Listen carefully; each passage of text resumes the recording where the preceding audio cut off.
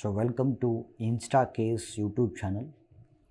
So 2024 KAS ಪರೀಕ್ಷೆಗೆ ಬೇಕಾಗಿರುವಂಥ important current affairs ಟಾಪಿಕ್ಸ್ಗಳ ಸರಣಿಗಳನ್ನು ಮಾಡ್ತಾಯಿದ್ವಿ. ಸೊ ಇದು ಥಿಮ್ಯಾಟಿಕ್ ಮಾಡ್ತಾಯಿದ್ವಿ. Polity and governance, okay, polity and governance, economy model, ಈ ಥರದ್ದೆಲ್ಲ ಡೀಟೇಲ್ ಮಾಡ್ತಾಯಿದ್ವಿ ಥಿಮ್ಯಾಟಿಕ್. ಅದರಲ್ಲಿ ಯಾವುದ್ಯಾವುದನ್ನು ಕಂಪ್ಲೀಟ್ ಮಾಡಿದ್ವಿ. ಗೌರ್ಮೆಂಟ್ ಸ್ಕೀಮ್ಸ್ ಮಾಡೆಲ್ ಕಂಪ್ಲೀಟ್ ಮಾಡಿದ್ದೀವಿ, polity and governance model complete ಮಾಡಿದ್ದೀವಿ, okay, health and society complete ಮಾಡಿದ್ದೀವಿ, ಎಕಾನಮಿ ಕವರ್ ಮಾಡಿದ್ದೀವಿ, ಎನ್ವಿರಾನ್ಮೆಂಟ್ ಕವರ್ ಮಾಡಿದ್ದೀವಿ. ಇದು 6ನೇ model science and technology. Okay, so science and technology. So ಅದರ ಇಂಪಾರ್ಟೆಂಟ್ ಟಾಪಿಕ್ಸನ್ನು ನಾವು ಸ್ಟಾರ್ಟ್ ಮಾಡ್ಕೊಂಡು ಹೋಗೋಣ. ಸೊ ಟೈಮ್ ಭಾಳ ಕಡಿಮೆ ಇದೆ, ಆದಷ್ಟು ಬೇಗ ಮುಗಿಸ್ಕೊಳ್ಳಿ.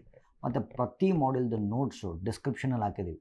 ಓಕೆ, ನೀವು ಫಸ್ಟ್ ವೀಡಿಯೋದಲ್ಲೇ ಹಾಕ್ಬಿಟ್ಟಿದ್ದೀವಿ. ಫಸ್ಟ್ ವೀಡಿಯೋದಲ್ಲಿ ನೀವು ಯೂಟ್ಯೂಬ್ ಡಿಸ್ಕ್ರಿಪ್ಷನ್ಗೆ ಹೋದರೆ ಅಲ್ಲಿ ಲಿಂಕ್ ಇದೆ. ಓಕೆ, ಅಲ್ಲಿ ಲಿಂಕ್ ಇದೆ, you can just go there. ಆಯಿತಾ? ಸರಿ, yes, Aditya L1 mission. Okay, so 2024 KS prelims ಪ್ರಶ್ನೆಪತ್ರಿಕೆಯಲ್ಲಿ ಆದಿತ್ಯ L1ಗೆ ಸಂಬಂಧಪಟ್ಟಂತೆ 2 ಪ್ರಶ್ನೆಗಳನ್ನು ಕೇಳಲಾಗಿತ್ತು. 2 questions from Aditya L1. Okay, so 2 questions from Aditya L1. So most important. Okay, discuss ಮಾಡೋಣ. Yes, listen here. ಈಗ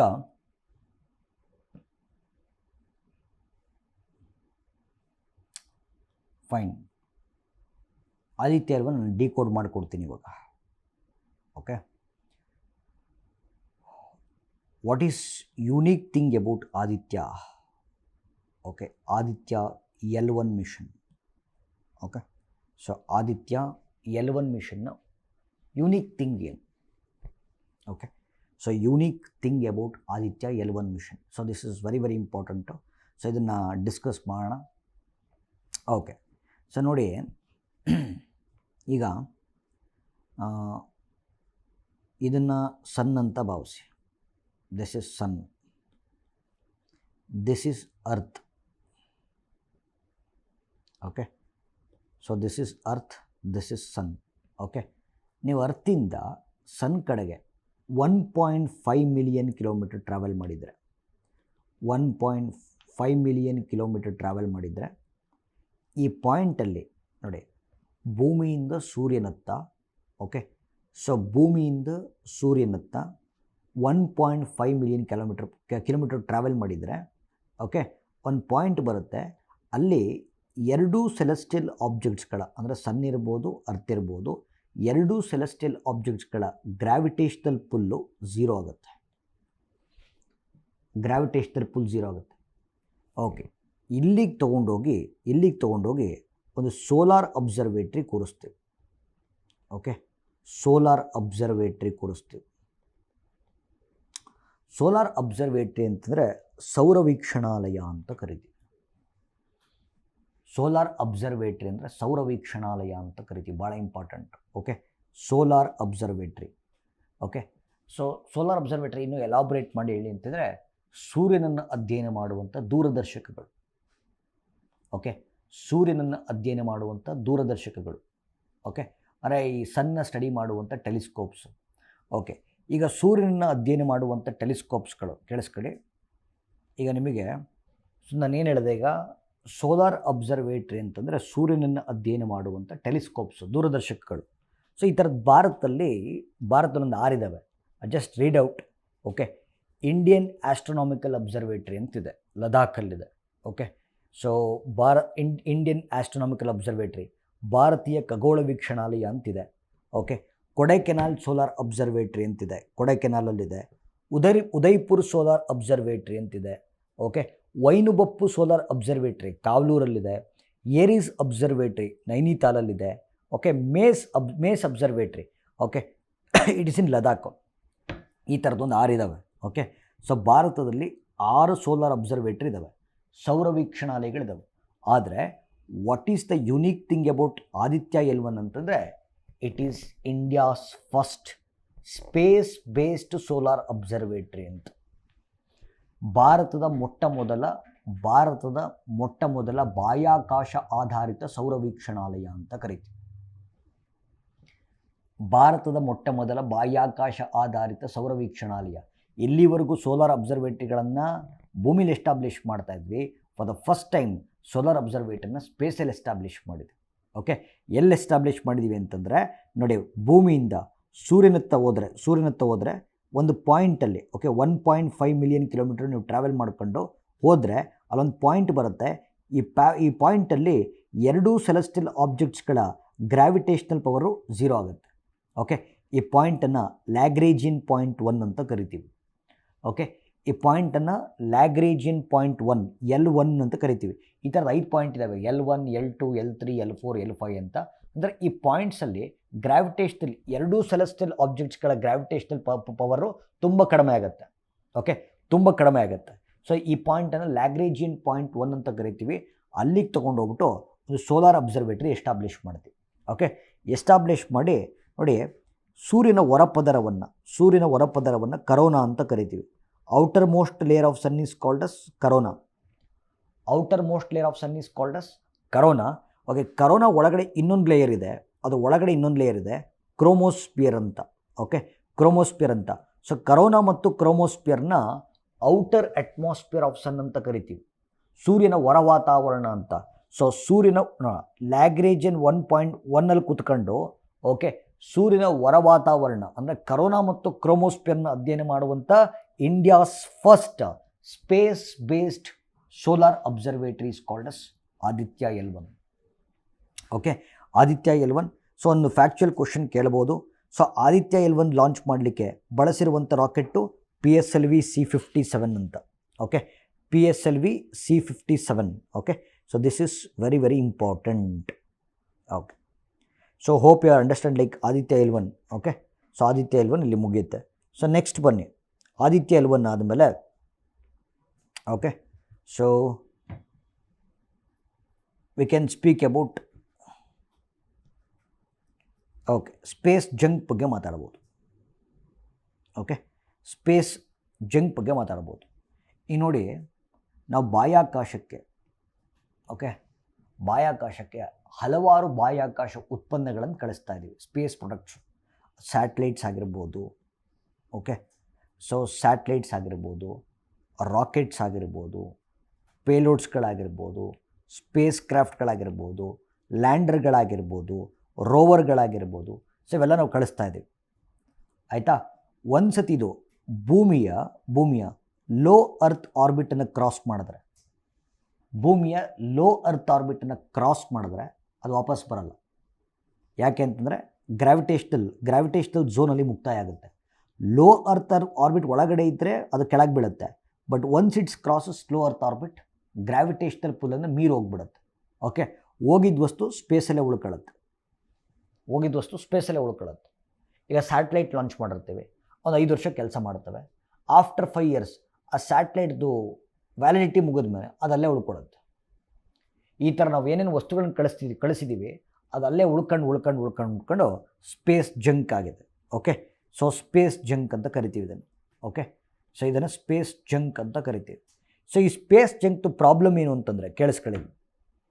ಓಕೆ, ಸ್ಪೇಸ್ ಜಂಕ್ ಪ್ರಾಬ್ಲಮ್ ಏನು ಅಂತಂದರೆ, ನಾಳೆ ದಿನ ನಾವೇನಾದ್ರು ಹೊಸ satellites ಕಳಿಸ್ದಾಗ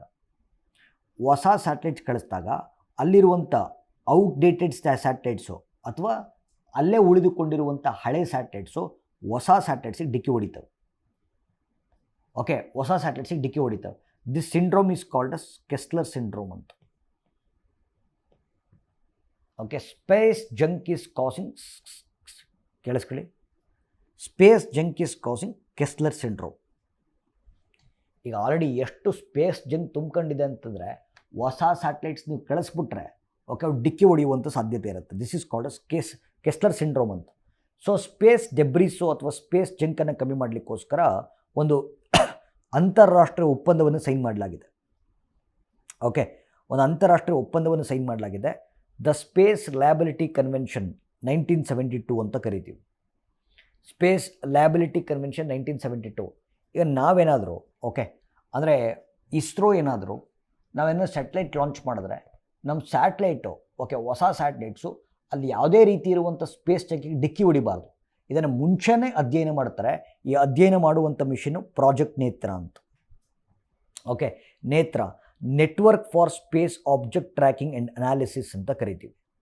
so network for space object tracking and analysis ಅಂತ ಅಂದರೆ, ನಾವೇನಾದ್ರು ಒಂದು ಸ್ಯಾಟಲೈಟ್ ಲಾಂಚ್ ಮಾಡಿದ್ರೆ, ಇಸ್ರೋ ಒಂದು ಸ್ಯಾಟಲೈಟ್ ಲಾಂಚ್ ಮಾಡಿದ್ರೆ ಅಲ್ಲಿರುವಂಥ ಸ್ಪೇಸ್ ಜಂಕು ಅಥವಾ ಸ್ಪೇಸ್ ಡೆಬ್ರಿಸು ನಮ್ಮ ಸ್ಯಾಟಲೈಟ್ಸ್ಗಳಿಗೆ ಡಿಕ್ಕಿ ಹೊಡಿಬಾರ್ದು. ಓಕೆ, ಅದನ್ನು ಮುಂಚೆನೇ ಅಧ್ಯಯನ ಮಾಡುವಂಥ ಯೋಜನೆ ಬಂದು ಸೊ ಪ್ರಾಜೆಕ್ಟ್ ನೇತ್ರ ಅಂತ. ಓಕೆ, ಪ್ರಾಜೆಕ್ಟ್ ನೇತ್ರ ಅಂತ. ಓಕೆ, ಸೊ ಯುರೋಪಾ ಕ್ಲಿಪ್ಪರ್ ಇತ್ತೀಚೆಗೆ ನ್ಯೂಸಲ್ಲಿದೆ. Okay, Europa Clipper. So this is very very important. Okay, so ಇದ್ರ ಬಗ್ಗೆ ಡಿಸ್ಕಸ್ ಮಾಡೋಣ. ಅದಕ್ಕಿಂತ ಮುಂಚೆ let me put forth some facts regarding solar system. Okay, so solar system, okay, ಸೌರಮಂಡಲ, ಸೋಲಾರ್ ಸಿಸ್ಟಮ್ ಬಗ್ಗೆ ಒಂದಷ್ಟು ಮಾತಾಡೋಣ. ಓಕೆ, ಸರಿ. ಓಕೆ, ಸೋಲಾರ್ ಸಿಸ್ಟಮಲ್ಲಿ okay which planet is called as red planet? Okay, which planet is called as red planet? Red planet ಯಾವುದು? Mars is called as red planet, ಕೆಂಪು ಗ್ರಹ. Which planet is called as twin sister of earth? ಭೂಮಿಯ ಅವಳಿ ಸಹೋದರಿ ಅಂತ ಕರಿತೀವಿ. ಯಾವುದನ್ನ? Venus. Smallest planet ಯಾವುದು? ಸ್ಮಾಲೆಸ್ಟ್ ಪ್ಲಾನೆಟ್ ಯಾವುದು? It is Mercury. ಓಕೆ, ಇಡೀ ಸೋಲಾರ್ ಸಿಸ್ಟಮಲ್ಲಿ ಅರ್ತ್ನ ಪ್ಲೇಸ್ ಏನು? Third place. ಅಂದರೆ ಮರ್ಕ್ಯುರಿ, ವೀನಸ್ ನಂತರ 3ನೇ ಸ್ಥಾನದಲ್ಲಿ ಅರ್ತ್ ಇದೆ. ಲಾರ್ಜೆಸ್ಟ್ ಪ್ಲಾನೆಟ್ ಯಾವುದು? Jupiter. Jupiter. A planet with a ringlet. Okay, ಉಂಗುರವನ್ನು ಹೊಂದಿರುವಂಥ ಗ್ರಹ ಶನಿ, ಸ್ಯಾಟರ್ನ್. ಹೈಯೆಸ್ಟ್ ನ್ಯಾಚುರಲ್ ಸ್ಯಾಟಲೈಟ್ಸ್ ಇರುವಂಥದ್ದು ಯಾವ ಪ್ಲಾನೆಟ್ಗೆ? ಶನಿ ಗ್ರಹಕ್ಕೆ. ಅಪ್ಪಿತಪ್ಪಿ ಗುರುಗ್ರಹ ಅಂತ ಹಾಕ್ಬಿಟ್ರ? ಅಲ್ಲ, ಶನಿ ಗ್ರಹ. The planet with largest natural satellites is Saturn. Okay, ಎರಡನೇ Jupiter. Okay, and largest natural satellite in the solar system, largest natural satellite in the solar system is Ganymede. Okay, ಅತಿ ದೊಡ್ಡ ಚಂದಿರ Ganymede. Second largest natural satellite is Titan. Titan. So Ganymede is a natural satellite of Jupiter. Titan is a natural satellite of Saturn. Right? Yes. So ಇದು ಭಾಳ ಕೇಳುವಂಥ ಸಾಧ್ಯತೆ ಇರುತ್ತೆ. Okay, ಇತ್ತೀಚೆಗೆ okay ಕೇಳಿಸ್ಕೊಳ್ಳಿ. ಓಕೆ, ಸೊ ನಿಮಗೆ ಜುಪಿಟರ್ ಗೊತ್ತು. Okay, Jupiter ಗುರುಗ್ರಹ ಅಂತ ಕರಿತೀವಿ. Okay, so Jupiter you have heard, ಗುರುಗ್ರಹ. ಸೊ ಸಾಕಷ್ಟು ನ್ಯಾಚುರಲ್ ಸ್ಯಾಟಲೈಟ್ಸ್ ಇದ್ದಾವೆ. ಸೊ ಜುಪಿಟರ್ಗೆ ಸಾಕಷ್ಟು ನ್ಯಾಚುರಲ್ ಸ್ಯಾಟಲೈಟ್ಸ್ ಇದ್ದಾವೆ. ಅದರಲ್ಲಿ ಒಂದು ನ್ಯಾಚುರಲ್ ಸ್ಯಾಟಲೈಟ್ ಬಂದು ಗ್ಯಾನಿಮಿಡೆ ಅಂತ, which is the largest natural satellite in the solar system. ಅತಿ ದೊಡ್ಡ ನೈಸರ್ಗಿಕ ಉಪಗ್ರಹ, ಸೌರಮಂಡಲದಲ್ಲಿ ಕಂಡುಬರುವಂಥ ಅತಿ ದೊಡ್ಡ ನೈಸರ್ಗಿಕ ಉಪಗ್ರಹ. ಸೊ ಈ ಜುಪಿಟರ್ಗೆ ಸಾಕಷ್ಟು ನ್ಯಾಚುರಲ್ ಸ್ಯಾಟಲೈಟ್ಸ್ ಇದ್ದಾವೆ. ಅದರಲ್ಲಿ ಓಕೆ ಒಂದಷ್ಟು ನ್ಯಾಚುರಲ್ ಸ್ಯಾಟಲೈಟ್ಸನ್ನು ಗೆಲಿಲಿಯೋ ಪತ್ತೆ ಮಾಡಿದ್ರು. ಓಕೆ, ಸೊ ನೋಡಿ ಪ್ಲೀಸ್ ಕೇಳಿಸ್ಕೊಳ್ಳಿ, ಭಾಳ ಇಂಪಾರ್ಟೆಂಟು. ಸೊ ಗೆಲಿಲಿಯೋ 1610ರಲ್ಲಿ ಗೆಲಿಲಿಯೋ 1610ರಲ್ಲಿ ಜುಪಿಟರ್ನ 3 ನೈಸರ್ಗಿಕ ಉಪಗ್ರಹಗಳನ್ನು ಪತ್ತೆ ಹಚ್ತಾರೆ. ಓಕೆ, ಒಂದು ಅಯೋ, ಗ್ಯಾನಿಮಿಡೆ, ಕ್ಯಾಲಿಸ್ಟೋ ಮತ್ತು ಯುರೋಪ. 4 ಓಕೆ, 1610ರಲ್ಲಿ ಗೆಲಿಲಿಯೋ ಜುಪಿಟರ್ನ 4 ನ್ಯಾಚುರಲ್ ಸ್ಯಾಟಲೈಟ್ಸನ್ನು ಡಿಸ್ಕವರ್ ಮಾಡಿದರು. ಅಯೋ, ಗ್ಯಾನಿಮಿಡೆ, ಕ್ಯಾಲಿಸ್ಟೋ, ಯುರೋಪ ಅಂತ. ಓಕೆ, ಇತ್ತೀಚೆಗೆ ಈ ಯುರೋಪ ಎನ್ನುವಂಥ ನ್ಯಾಚುರಲ್ ಸ್ಯಾಟಲೈಟ್ಸ್, ಅಂದರೆ ಜುಪಿಟರ್ನ ನ್ಯಾಚುರಲ್ ಸ್ಯಾಟಲೈಟ್ ಆಗಿರುವಂಥ ಯುರೋಪವನ್ನು ಅಧ್ಯಯನ ಮಾಡಲಿಕ್ಕೆ ನಾಸಾ ಒಂದು ಬಾಹ್ಯಾಕಾಶ ನೌಕೆಯನ್ನು ಕಳಿಸ್ಕೊಡ್ತು. ಇದನ್ನು ಯುರೋಪಾ ಕ್ಲಿಪ್ಪರ್ ಅಂತ ಕರೀತಾರೆ. ಓಕೆ, ಯುರೋಪಾ ಕ್ಲಿಪ್ಪರ್ ಅಂತ ಕರೀತಾರೆ. ಯುರೋಪಾ ಕ್ಲಿಪ್ಪರು ಇತ್ತೀಚೆಗೆ ಯುರೋಪಾದಲ್ಲಿ ಅಧ್ಯಯನ ನಡೆಸಿ, ಕೇಳಿಸ್ಕೋಬೇಕು. ಓಕೆ, ಅಧ್ಯಯನ ನಡೆಸಿ ಸಾಕಷ್ಟು ವರದಿಗಳನ್ನು ಮತ್ತು ಫೋಟೋಗಳನ್ನು ರವಾನೆ ಮಾಡಿದೆ. ಸೊ ಹಂಗಾಗಿ Europa Clipper is in news. Okay, ಮತ್ತು ಸಮ್ ಆಫ್ ದ ಇಂಪಾರ್ಟೆಂಟ್ ಫ್ಯಾಕ್ಟ್ಸನ್ನು ಕೂಡ ನರೇಟ್ ಮಾಡಿದ್ದೀನಿ. Next coming to Sweden joins Artemis Accord. Okay, guarantee question ಆಗುತ್ತೆ. ಓಕೆ, ಆರ್ಟಮಿಸ್ ಒಪ್ಪಂದದ ಮೇಲೆ ಒಂದು ಪ್ರಶ್ನೆ ಗ್ಯಾರಂಟಿ ಆಗಬಹುದು. So be aware of this Artemis Accord. Okay, ಕೇಳಿಸ್ಕೊಳ್ಳಿ, ಭಾಳ ಇಂಪಾರ್ಟೆಂಟು.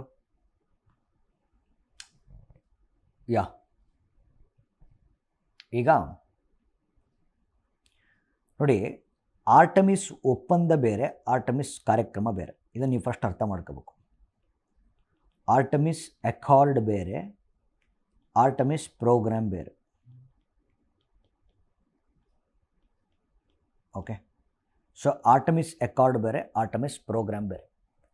ಆರ್ಟಮಿಸ್ ಅಕಾರ್ಡ್ ಅಂತಂದರೆ ನೋಡಿ, ಸ್ಪೇಸ್ ಸೆಕ್ಟ್ರಲ್ಲಿ, ಓಕೆ, ಬಾಹ್ಯಾಕಾಶ ಕ್ಷೇತ್ರದಲ್ಲಿ, ಓಕೆ, ಸ್ಪೇಸ್ ಸೆಕ್ಟ್ರಲ್ಲಿ ಇಂಟರ್ನ್ಯಾಷನಲ್ ಕೋಆಪರೇಷನ್, ಸ್ಪೇಸ್ ಸೆಕ್ಟ್ರಲ್ಲಿ ಅಂತಾರಾಷ್ಟ್ರೀಯ ಬಾಹ್ಯಾಕಾಶ ಕ್ಷೇತ್ರದಲ್ಲಿ ಅಂತಾರಾಷ್ಟ್ರೀಯ ಸಹಕಾರವನ್ನು ಹೆಚ್ಚಿಸುವಂಥ ಒಪ್ಪಂದ ಆರ್ಟಮಿಸ್ ಅಕಾರ್ಡ್. ನೋಡಿ, ಎರಡೂ ಜಾರಿಗೆ ತಂದಿರೋದು ಮತ್ತು ನಾಸಾನೇ. It is both are launched by NASA. Space ಸೆಕ್ಟ್ರಲ್ಲಿ ಇಂಟರ್ನ್ಯಾಷನಲ್ ಕೋಆಪರೇಷನ್ ಹೆಚ್ಚಿಸುವಂಥ ಒಪ್ಪಂದ Artemis Accord. Okay, Artemis programme ಅಂತಂದರೆ, okay, it's a lunar based crew mission ಅಂತ, ಕ್ರ್ಯೂ ಬೇಸ್ಡ್ ಲೂನಾರ್ ಮಿಷನ್ ಅಂತ ಕರಿತೀವಿ. ಅಂದರೆ ನಾಸಾ ಏನು ಮಾಡ್ತಾ ಇದೆ, ಚಂದ್ರನಿಗೆ ಮನುಷ್ಯರನ್ನು ಕಳಿಸುವಂಥ ಪ್ಲ್ಯಾನ್ ಮಾಡ್ತಾ ಇದೆ. ಇದು ಆರ್ಟಮಿಸ್ ಪ್ರೋಗ್ರಾಮ್. ಮಾನವ ಸಹಿತವಾದ ಚಂದ್ರಯಾನ ಕಾರ್ಯಕ್ರಮ, ನಾಸಾದ ಕಾರ್ಯಕ್ರಮವನ್ನು ಆರ್ಟಮಿಸ್ ಪ್ರೋಗ್ರಾಮ್ ಅಂತ ಕರಿತೀವಿ. ಆಯಿತಾ? So it's a crew based, okay, crew based lunar mission. Okay, ಮನುಷ್ಯರನ್ನು ಚಂದ್ರನಿಗೆ ಕರ್ಕೊಂಡು ಹೋಗಿ ಅಲ್ಲಿ ಅಧ್ಯಯನ ಮಾಡಿ ವಾಪಸ್ ಸೇಫಾಗಿ ಕರ್ಕೊಂಬರೋಂಥ ಪ್ರೋಗ್ರಾಮು ಆರ್ಟಮಿಸ್ ಪ್ರೋಗ್ರಾಮ್. ಎರಡು ಬೇರೆ ಬೇರೆ. ಓಕೆ, ಸೊ ಆರ್ಟಮಿಸ್ ಅಕಾರ್ಡ್ ಬಂದು ಸ್ಪೇಸ್ ಸೆಕ್ಟ್ರಲ್ಲಿ ಇಂಟರ್ನ್ಯಾಷನಲ್ ಕೋಆಪರೇಷನ್ ಜಾಸ್ತಿ ಮಾಡ್ತೀವಿ. This is Artemis Accord. Okay, so crew based lunar ಮಿಷನನ್ನು ನಾವು ಆರ್ಟಮಿಸ್ ಪ್ರೋಗ್ರಾಮ್ ಅಂತ ಕರಿತೀವಿ. So both are launched by NASA. Okay, ರೀಸೆಂಟಾಗಿ ಅಪ್ಡೇಟ್ ಏನು ಅಂತಂದರೆ, ಆರ್ಟಮಿಸ್ ಅಕಾರ್ಡ್ಗೆ, ಓಕೆ, ಭಾರತ 2023ರಲ್ಲಿ ಸೈನ್ ಮಾಡಿತು. ಆರ್ಟಮಿಸ್ ಒಪ್ಪಂದಕ್ಕೆ 2023ರಲ್ಲಿ ಭಾರತ ಸೈನ್ ಮಾಡಿತು. ಬಟ್ ನಾಸಾ ಅಂದರೆ ಅಮೆರಿಕ ಆರ್ಟಮಿಸ್ ಒಪ್ಪಂದಕ್ಕೆ ರಷ್ಯಾವನ್ನು ಸೇರಿಸ್ಕೊಂಡಿಲ್ಲ, ಚೈನಾವನ್ನು ಸೇರಿಸ್ಕೊಂಡಿಲ್ಲ. ಆಯಿತಾ? ಎಸ್, ಈಗ ರೀಸೆಂಟ್ ಡೆವಲಪ್ಮೆಂಟ್ ಏನಂತಂದರೆ, ಓಕೆ, ಆರ್ಟಮಿಸ್ ಒಪ್ಪಂದಕ್ಕೆ ಸಹಿ ಹಾಕಿದ 38ನೇ ರಾಷ್ಟ್ರ ಸ್ವೀಡನ್ನು, 39ನೇ ರಾಷ್ಟ್ರ ಸ್ಲೋವೇನಿಯಾ. 38ನೇ ರಾಷ್ಟ್ರ ಸ್ವೀಡನ್ನು, 39ನೇ ರಾಷ್ಟ್ರ Slovenia. So this is regarding Artemis Accord. Okay, Artemis Accord. Okay, ಈಗ ಇಸ್ರೋ ಬಗ್ಗೆ ಮಾತಾಡೋಣ. Very very important topic.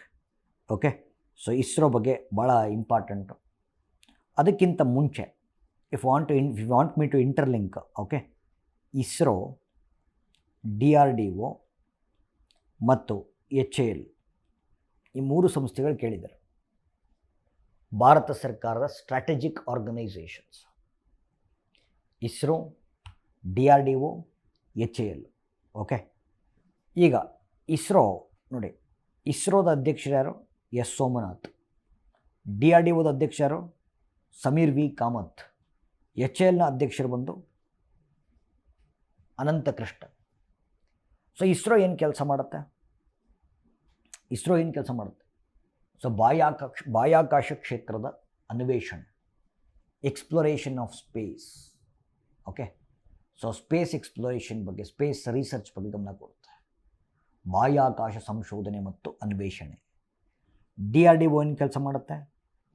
DRDO ಶಸ್ತ್ರಾಸ್ತ್ರಗಳ ಅಭಿವೃದ್ಧಿ, development of weapons required to the military and paramilitary forces of India.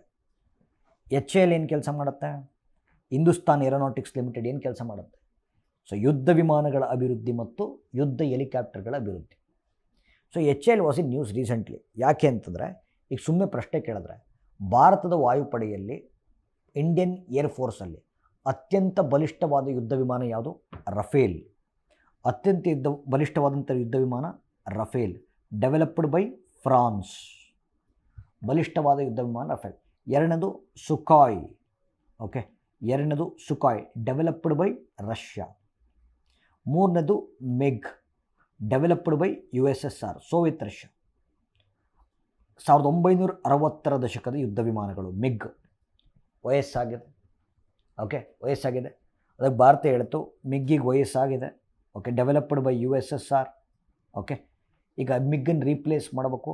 ಹಾಗಾಗಿ ಭಾರತದ HAL ನೋಡಿ, ಇಷ್ಟು ದಿನ ನಾವು ಯುದ್ಧ ವಿಮಾನಗಳನ್ನು ಇಂಪೋರ್ಟ್ ಮಾಡ್ಕೊಳ್ತಾ ಇದ್ವಿ. ಬಟ್ HAL ಓಕೆ, ಭಾರತ ದೇಶದ ಸ್ವದೇಶಿ ನಿರ್ಮಿತ ಯುದ್ಧ ವಿಮಾನಗಳನ್ನು ತಯಾರು ಮಾಡ್ತಾ ಇದೆ. It is called as Tejas. Okay, Tejas light combat aircraft ಅಂತ ಕರಿತೀವಿ. ಕೆಲವು ದಿನಗಳಲ್ಲಿ it is going to replace MiG. Okay, Bharat ದೇಶದ ಸ್ವದೇಶಿ ನಿರ್ಮಿತ ಯುದ್ಧ ವಿಮಾನ ತೇಜಸ್. Okay, that's okay. ಇತ್ತೀಚೆಗೆ HAL, ಓಕೆ, ಸೊ ನಾವು ಹೆಲಿಕಾಪ್ಟರ್ಸ್ಗಳನ್ನು ಕೂಡ ಇಂಪೋರ್ಟ್ ಮಾಡ್ಕೊಳ್ತಾ ಇದ್ವಿ ಅಮೇರಿಕಾದಿಂದ, ಯುದ್ಧ ಹೆಲಿಕಾಪ್ಟರ್ಸ್ಗಳು. ಓಕೆ, ಚೀನೂಕು, ಚೇತಕ್ಕು, ಅಪಾಚಿ ಹೆಲಿಕಾಪ್ಟರ್ಗಳನ್ನು ಇಂಪೋರ್ಟ್ ಮಾಡ್ಕೊಳ್ತಾ ಇದ್ವಿ. ಬಟ್ ಭಾರತದ HAL ಇತ್ತೀಚೆಗೆ, ಓಕೆ, ಭಾರತ ದೇಶದ ಸ್ವದೇಶಿ ನಿರ್ಮಿತ ಯುದ್ಧ ಹೆಲಿಕಾಪ್ಟರ್ನ ಡೆವಲಪ್ ಮಾಡಿತು. It is called as Prachand. Okay, it is called as Prachanda. Okay, indigenously build war helicopter of India, it is Prachanda. So Tejas ಮತ್ತು ಪ್ರಚಂಡ ಮೇಲೆ ಒಂದು ಕ್ವಶನ್ಸ್ನ ಎಕ್ಸ್ಪೆಕ್ಟ್ ಮಾಡ್ಬೋದು. ಓಕೆ, ಸೊ ನಾನು ಇಸ್ರೋಕ್ಕಿಂತ ಮುಂಚೆ DRDO ಮತ್ತು HAL ನೆನಪಾಯಿತು, ಹಾಗಾಗಿ ಈ ವಿಷಯಗಳನ್ನು ನಾನು ಹಂಚ್ಕೊಂಡಿದ್ದೇನೆ. ಈಗ ಓಕೆ, ಇಸ್ರೋ ಬಗ್ಗೆ ಮಾತಾಡೋಣ. ಓಕೆ, ಸೊ ಇಸ್ರೋದ ಕೆಲಸ ಬಂದು ಸ್ಪೇಸ್ ರಿಸರ್ಚ್ ಆ್ಯಂಡ್ ಎಕ್ಸ್ಪ್ಲೋರೇಷನ್, ಬಾಹ್ಯಾಕಾಶ ಸಂಶೋಧನೆ ಮತ್ತು ಅನ್ವೇಷಣೆ ಅಂತ ಕರಿತೀವಿ. ಆಯಿತಾ? ಸರಿ, ಇಸ್ರೋಯಿಂದ ಓಕೆ ಡೈರೆಕ್ಟ್ ರೆವೆನ್ಯೂ ಬರುತ್ತಾ, ಇಂಡೈರೆಕ್ಟ್ ರೆವೆನ್ಯೂ ಬರುತ್ತಾ? ನನ್ನ ಪ್ರಶ್ನೆ, ಇಸ್ರೋಯಿಂದ ಡೈರೆಕ್ಟ್ ರೆವೆನ್ಯೂ ಬರುತ್ತಾ, ಇಂಡೈರೆಕ್ಟ್ ರೆವೆನ್ಯೂ ಬರುತ್ತಾ? ಡೈರೆಕ್ಟ್ ರೆವೆನ್ಯೂ ಬರಲ್ಲ. ಓಕೆ, ಇಂಡೈರೆಕ್ಟ್ ರೆವೆನ್ಯೂ ಬರುತ್ತೆ, ನೇರವಾದಂಥ ರೆವೆನ್ಯೂ ಬರಲ್ಲ. ಓಕೆ, ಈಗ ಬರ್ತಾ ಇದೆ, ಹೆಂಗೆ ಅಂತ ನಾನು ಆಮೇಲೆ ಹೇಳ್ತೀನಿ. ಬಟ್ ಇಸ್ರೋಯಿಂದ ಸರ್ಕಾರಕ್ಕೆ ಬರೋದು ಇಂಡೈರೆಕ್ಟ್ ರೆವೆನ್ಯೂ. ಹೆಂಗೆ ಬರುತ್ತೆ ಸರ್? ನೋಡಿ, ಈಗ ಇಸ್ರೋ ಕಮ್ಯುನಿಕೇಷನ್ ಸ್ಯಾಟಲೈಟ್ಸ್ ಲಾಂಚ್ ಮಾಡುತ್ತೆ. ಕಮ್ಯುನಿಕೇಷನ್ ಸ್ಯಾಟಲೈಟ್ಸ್ ಲಾಂಚ್ ಮಾಡಿದಾಗ ನಾವು ಟೆಲಿಕಾಮ್ ಸರ್ವಿಸಸ್ ಪಡಿತೀವಿ, ಇದರಿಂದ ಸರ್ಕಾರಕ್ಕೆ ದುಡ್ಡು ಬರುತ್ತೆ. ಓಕೆ, ಕಮ್ಯುನಿಕೇಷನ್ ಸಂವಹನ ಉಪಗ್ರಹಗಳು ಅಂತ ಕರಿತೀವಿ, communication satellites. Okay, so communication satellites launch ಮಾಡಿದಾಗ ನಾವು ಇಂಟರ್ನೆಟ್ ಸೇವೆಗಳು, ಕಾಲಿಂಗು, ಮೆಸೇಜಿಂಗು, TV, DTH, ಸೊ ಈ ಟೆಲಿಕಾಮ್ ಸರ್ವೀಸಸನ್ನು ಕೊಡೋದೇ ಕಮ್ಯುನಿಕೇಷನ್ ಸ್ಯಾಟಲೈಟ್ಸ್, ಅದರಿಂದ ಸರ್ಕಾರಕ್ಕೆ ಇನ್ಕಮ್ ಬರುತ್ತೆ. ಎರಡನೇದು ಅರ್ತ್ ಅಬ್ಸರ್ವೇಷನಲ್ ಸ್ಯಾಟಲೈಟ್ಸ್, ಭೂವೀಕ್ಷಣ ಉಪಗ್ರಹಗಳನ್ನು ಲಾಂಚ್ ಮಾಡ್ತೀವಿ. ಕ್ಲೈಮೇಟ್ ಬಗ್ಗೆ, ವೆದರ್ ಬಗ್ಗೆ ಮಾಹಿತಿ ಸಿಗುತ್ತೆ, ಅದರಿಂದ ಪ್ರಿಸೈಸ್ ಅಗ್ರಿಕಲ್ಚರ್ ಮಾಡ್ಬೋದು, ಅಗ್ರಿಕಲ್ಚರಿಂದ ಇನ್ಕಮ್ ಬರುತ್ತೆ. ಸೊ ನ್ಯಾವಿಗೇಷನಲ್ ಸ್ಯಾಟಲೈಟ್ಸನ್ನು ಲಾಂಚ್ ಮಾಡ್ತೀವಿ, ಸಂಚರಣ ಉಪಗ್ರಹಗಳು. ಓಕೆ, ಸೊ ನ್ಯಾವಿಗೇಷನಲ್ ಸ್ಯಾಟಲೈಟ್ಸನ್ನು ಲಾಂಚ್ ಮಾಡಿದಾಗ ನಮಗೆ ಲೊಕೇಶನ್ ಸ್ಪೆಸಿಫಿಕ್ ಸರ್ವೀಸಸ್ ಸಿಗುತ್ತೆ, GPS facility. Okay, so navigation satellites launch ಮಾಡಿದಾಗ ಲೊಕೇಶನ್ ಸ್ಪೆಸಿಫಿಕ್ ಸರ್ವೀಸಸ್ ಪಡಿಬೋದು. ಇದರಿಂದ ಟೈಮ್ ಉಳಿತಾಯ ಆಗುತ್ತೆ, ಟೈಮ್ ಉಳಿತಾಯ ಆದರೆ ಹಣ ಉಳಿತಾಯ ಆಗುತ್ತೆ. ಓಕೆ, ಮಿಲಿಟರಿ ಸ್ಯಾಟಲೈಟ್ಸನ್ನು ಲಾಂಚ್ ಮಾಡ್ತಾರೆ, ಇದರಿಂದ ಡಿಫೆನ್ಸ್ ಸ್ಟ್ರೆಂಥನ್ ಆಗುತ್ತೆ. ಸೊ ಈ ರೀತಿ ಇಸ್ರೋಯಿಂದ ನೇರವಾಗಿ ಇನ್ಕಮ್ ಬರಲ್ಲ, ಇಂಡೈರೆಕ್ಟಾಗಿ ರೆವೆನ್ಯೂ ಬರುತ್ತೆ. ಬಟ್ ಇತ್ತೀಚೆಗೆ ಇಸ್ರೋ ಡೈರೆಕ್ಟ್ ರೆವೆನ್ಯೂ ಕ್ರಿಯೇಟ್ ಮಾಡಲಿಕ್ಕೋಸ್ಕರ, ನೇರ ಆದಾಯವನ್ನು ಸೃಷ್ಟಿ ಮಾಡಲಿಕ್ಕೋಸ್ಕರ, ಡೈರೆಕ್ಟ್ ರೆವೆನ್ಯೂ ಕ್ರಿಯೇಟ್ ಮಾಡಲಿಕ್ಕೋಸ್ಕರ ಇಸ್ರೋ ಕೆಳಗಡೆ 3 ಸಂಸ್ಥೆಗಳನ್ನು ಎಸ್ಟಾಬ್ಲಿಷ್ ಮಾಡಿದ್ದಾರೆ. ಒಂದು ಆಂಟ್ರಿಕ್ಸ್ ಅಂತ, ಓಕೆ, ಆಂಟ್ರಿಕ್ಸ್ ಅಂತ, ಇನ್ನೊಂದು ನ್ಯೂ ಸ್ಪೇಸ್ ಇಂಡಿಯಾ ಲಿಮಿಟೆಡ್ ಅಂತ, ಇನ್ನೊಂದು ಇನ್ಸ್ಪೇಸ್ ಅಂತ. ಓಕೆ, ಸೊ ಈ 3 ನಾವೇನು ಕರಿತೀವಿ? ಇಸ್ರೋದ ವಾಣಿಜ್ಯ ಅಂಗಗಳು ಅಥವಾ ಕಮರ್ಷಿಯಲ್ ಆರ್ಮ್ಸ್ ಆಫ್ ಇಸ್ರೋ ಅಂತ ಕರಿತೀವಿ. ಓಕೆ, ಇಸ್ರೋದ ವಾಣಿಜ್ಯ ಅಂಗಗಳು ಅಥವಾ ಕಮರ್ಷಿಯಲ್ ಆರ್ಮ್ಸ್ ಆಫ್ ಇಸ್ರೋ ಅಂತ ಕರಿತೀವಿ. Antrix, New Space India Limited, InSpace ಅಂತ. ಸರಿ, ಕೇಳಿಸ್ಕೊಳ್ಳಿ. ಜಾಗತಿಕ ಮಟ್ಟದಲ್ಲಿ ಇಸ್ರೋ ಅಭಿವೃದ್ಧಿಪಡಿಸಿರುವ ಬಾಹ್ಯಾಕಾಶ ಉತ್ಪನ್ನಗಳನ್ನು ಮಾರಾಟ ಮಾಡುವಂಥ ಸಂಸ್ಥೆ ಆಂಟ್ರಿಕ್ಸ್. ಅಂದರೆ ಇಸ್ರೋದ ರಾಕೆಟ್ಗಳಾಗಿರ್ಬೋದು. ಓಕೆ, ಸೊ ಡೈರೆಕ್ಟ್ ರೆವೆನ್ಯೂ ಹೆಂಗೆ ಕ್ರಿಯೇಟ್ ಮಾಡ್ತಿದ್ದೀವಿ ಅಂತ ಗಮನಿಸಬೇಕು. ಡೈರೆಕ್ಟ್ ರೆವೆನ್ಯೂ ಹೆಂಗೆ ಕ್ರಿಯೇಟ್ ಮಾಡ್ತಿದ್ದೀವಿ? ಇಸ್ರೋದ ರಾಕೆಟ್ಗಳಾಗಿರ್ಬೋದು, ಸ್ಯಾಟಲೈಟ್ಸ್ಗಳಾಗಿರ್ಬೋದು, ಕ್ರಯೋಜನಿಕ್ ಇಂಜಿನ್ ಆಗಿರ್ಬೋದು, ಪೇಲೋಡ್ಸ್ ಆಗಿರ್ಬೋದು, ಸ್ಪೇಸ್ ಕ್ರಾಫ್ಟ್ ಆಗಿರ್ಬೋದು, ಇದನ್ನು ಜಾಗತಿಕ ಮಟ್ಟದಲ್ಲಿ ಮಾರಾಟವನ್ನು ಮಾಡುವಂಥ ಸಂಸ್ಥೆ ಆಂಟ್ರಿಕ್ಸ್. ಓಕೆ, ಮಾರಾಟ ಮಾಡೋದು ಆಂಟ್ರಿಕ್ಸು, ಅದನ್ನ ಉತ್ಪಾದನೆ ಮಾಡೋದು NSIL. Okay, so Antrix is responsible for cracking international deals. Okay, Antrix is responsible for cracking international deals. Okay, okay, so Antrix is responsible for cracking international deals, ಆಯ್ತಾ. ಆದರೆ ಇವರು ಮಾರಾಟ ಮಾಡಬೇಕು ಅಂದರೆ ಸೊ ಬಾಹ್ಯಾಕಾಶ ಉತ್ಪನ್ನಗಳು, ಸ್ಪೇಸ್ ಪ್ರೊಡಕ್ಟ್ಸನ್ನು ಮ್ಯಾನುಫ್ಯಾಕ್ಚರ್ ಮಾಡೋದು ಯಾರು? New Space India limited. It is responsible for domestic space manufacturing. Okay, ಅಂದರೆ ಈ ಆ್ಯಂಟ್ರಿಕ್ಸ್ ಏನು ಮಾಡುತ್ತೆ ಅಂದರೆ ಆರ್ಡ್ರ್ ಬರ್ಕೊಂಬರುತ್ತೆ. ಈ ಫಾರ್ ಎಕ್ಸಾಂಪಲ್ ನೇಪಾಳಕ್ಕೆ ಒಂದು 5 ಸ್ಯಾಟ್ಲೈಟು, ಮಯನ್ಮಾರಕ್ಕೆ ಒಂದು 2 ರಾಕೆಟ್ಟು, ಬಾಂಗ್ಲಾದೇಶಕ್ಕೆ ಒಂದು 2 ಪೇಲೋಡು. ಸೊ ಮಾರಾಟ ಮಾಡ್ಕೊಂಬರೋದು ಆ್ಯಂಟ್ರಿಕ್ಸು. ಮಾರಾಟ ಮಾಡೋದಕ್ಕೆ ಬೇಕಾಗಿರುವಂಥ ಪ್ರಾಡಕ್ಟ್ಸನ್ನು ಮ್ಯಾನುಫ್ಯಾಕ್ಚರಿಂಗ್ ಮಾಡೋದು New Space India Limited. Okay, so it is responsible for domestic space manufacturing. Okay, space ಸೆಕ್ಟ್ರಲ್ಲಿ ಪ್ರೈವೇಟ್ ಕಂಪನೀಸನ್ನು ಎಂಕರೇಜ್ ಮಾಡುವಂಥ ಸಂಸ್ಥೆ ಇನ್ಸ್ಪೇಸ್. ಓಕೆ, ಸೊ ಪ್ರೈವೇಟ್ ಸೆಕ್ಟ್ರಲ್ಲಿ ಮೀನ್ಸ್ ಸ್ಪೇಸ್ ಸೆಕ್ಟ್ರಲ್ಲಿ ಖಾಸಗಿ ಕಂಪನಿಗಳನ್ನು ಎಂಕರೇಜ್ ಮಾಡಲಿಕ್ಕೋಸ್ಕರ ಒಂದು ಸಂಸ್ಥೆನ ಎಸ್ಟಾಬ್ಲಿಷ್ ಮಾಡಿದರೆ ಇನ್ಸ್ಪೇಸ್ ಅಂತ, ಭಾಳ ಇಂಪಾರ್ಟೆಂಟ್ ಹೊಸ ಸಂಸ್ಥೆ. ಇತ್ತೀಚೆಗೆ ನೀವು ನೆನಪಿರ್ಬೋದು, ಸೊ ಇಂಡಿಯಾದಲ್ಲಿ ಒಂದು private space company, okay, private space company, ಅದರ ಹೆಸರು ಸ್ಕೈರೂಟ್ ಏರೋಸ್ಪೇಸ್ ಅಂತ. ಓಕೆ, ಸೊ ಸ್ಕೈರೂಟ್ ಏರೋಸ್ಪೇಸ್ ಅಂತ ಈ ಕಂಪನಿ ಇತ್ತೀಚೆಗೆ ಭಾರತದ ಮೊಟ್ಟ ಮೊದಲ ಖಾಸಗಿ ರಾಕೆಟನ್ನು ಡೆವಲಪ್ ಮಾಡಿತು. ಇದನ್ನು ವಿಕ್ರಮ್ 1 ಅಂತ ಕರೆದಿದ್ವಿ. ಓಕೆ, ಸೊ ವಿಕ್ರಮ್ 1 ಅಂತ ಕರೆದಿದ್ವಿ, ಅಥವಾ ಕಲಾಮ್ 250 ಅಂತ. Okay, so Kalam 250 or Vikram 1 is the first private rocket of India. Okay, so this is very important. Okay, so InSpace ಬಗ್ಗೆ ಮಾತಾಡಿದ್ದೀವಿ. Yes, so hope. Okay, so Sweden ಮತ್ತು ಇಸ್ರೋ ಬಗ್ಗೆ ಅನೇಕ ವಿಚಾರಗಳನ್ನು ಮಾತಾಡಿದ್ದೀವಿ. So next topic MethaneSAT ಅಂತ.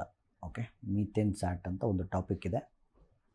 ಈಗ ನಿಮಗೆ ಗೊತ್ತಿದೆ green house gases. Okay, so green house gases ಇದ್ರೇ, okay, so green house gases ಇದ್ರೇ ಗ್ರೀನ್ ಹೌಸ್ ಎಫೆಕ್ಟ್ ಆಗೋದು. ಗ್ರೀನ್ ಹೌಸ್ ಎಫೆಕ್ಟ್ ಆದ್ರೇ ಗ್ಲೋಬಲ್ ವಾರ್ಮಿಂಗ್ ಆಗೋದು. ಗ್ಲೋಬಲ್ ವಾರ್ಮಿಂಗ್ ಆದ್ರೇ ಕ್ಲೈಮೇಟ್ ಚೇಂಜ್ ಆಗೋದು. ಲಾಜಿಕ್ ಇದು ನಿಮಗೆ ಗೊತ್ತಿದೆ. ಓಕೆ, ಸೊ ಹಸಿರುಮನೆ ಅನಿಲಗಳಿದ್ರೇ ಹಸಿರುಮನೆ ಪರಿಣಾಮ.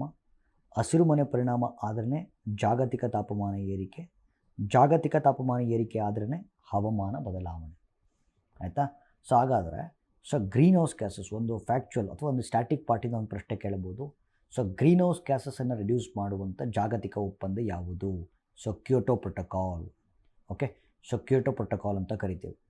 Okay, it's a legally binding agreement which speaks about reduction in the concentration of green house gases. ಆಯಿತಾ. So it's a legally binding agreement which speaks about reducing green house gas concentrations. Okay, ಹಾಗಾದರೆ according to Kyoto protocol how many green house gases are there? There are 6 green house gases. Okay, so Kyoto ಒಪ್ಪಂದದ ಪ್ರಕಾರ ಎಷ್ಟು green house gases ಇದ್ದಾವೆ? 6 ಇದ್ದಾವೆ. Okay, carbon dioxide, methane, chlorofluorocarbon and hydrofluorocarbon. Okay, sulphur dioxide and nitrous dioxide, sulphur dioxide and nitrous dioxide and okay perfluorocarbon, sulphur hexafluoride ಅಂತ. So ಭಾಳ important ನೋಡಿ.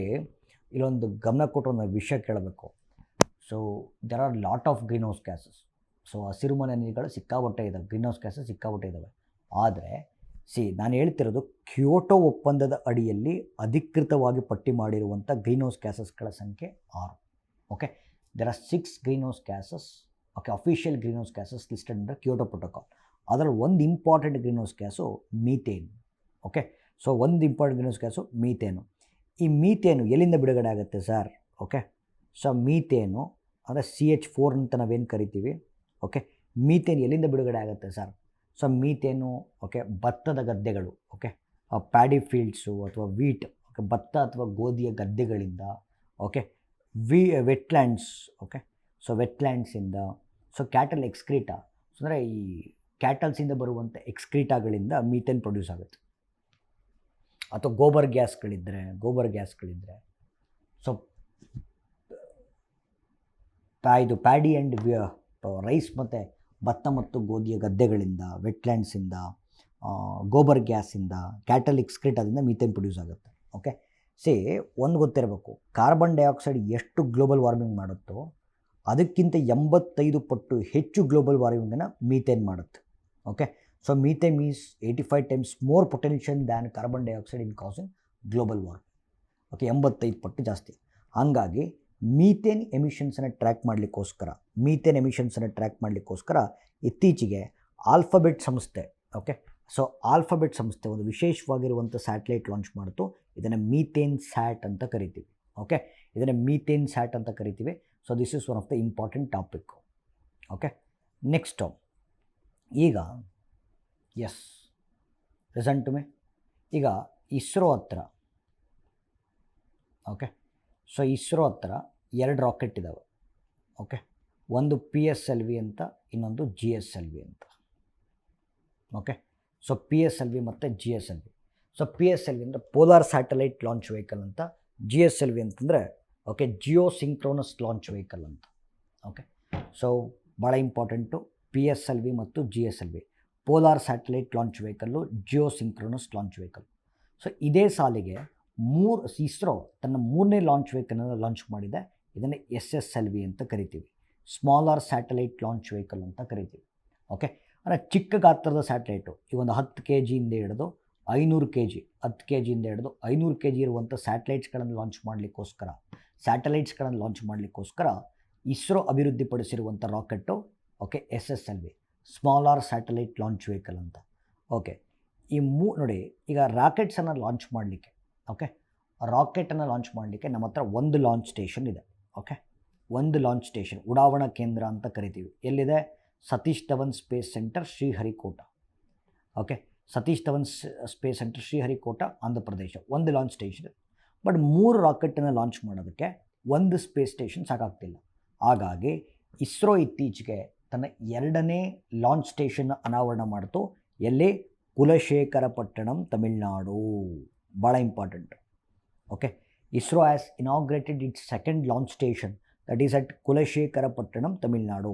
So after Satish Dhawan space centre, Kulasekarapattinam, Tamil Nadu will be the 2nd launch station of ISRO ಅಂತ ಕರಿತೀವಿ. ಏನಕ್ಕೆ? To launch SSLV. Okay, so PSLV ಮತ್ತು GSLVನ ನಾವು ಶ್ರೀಹರಿಕೋಟದಲ್ಲೇ ಲಾಂಚ್ ಮಾಡ್ತೀವಿ.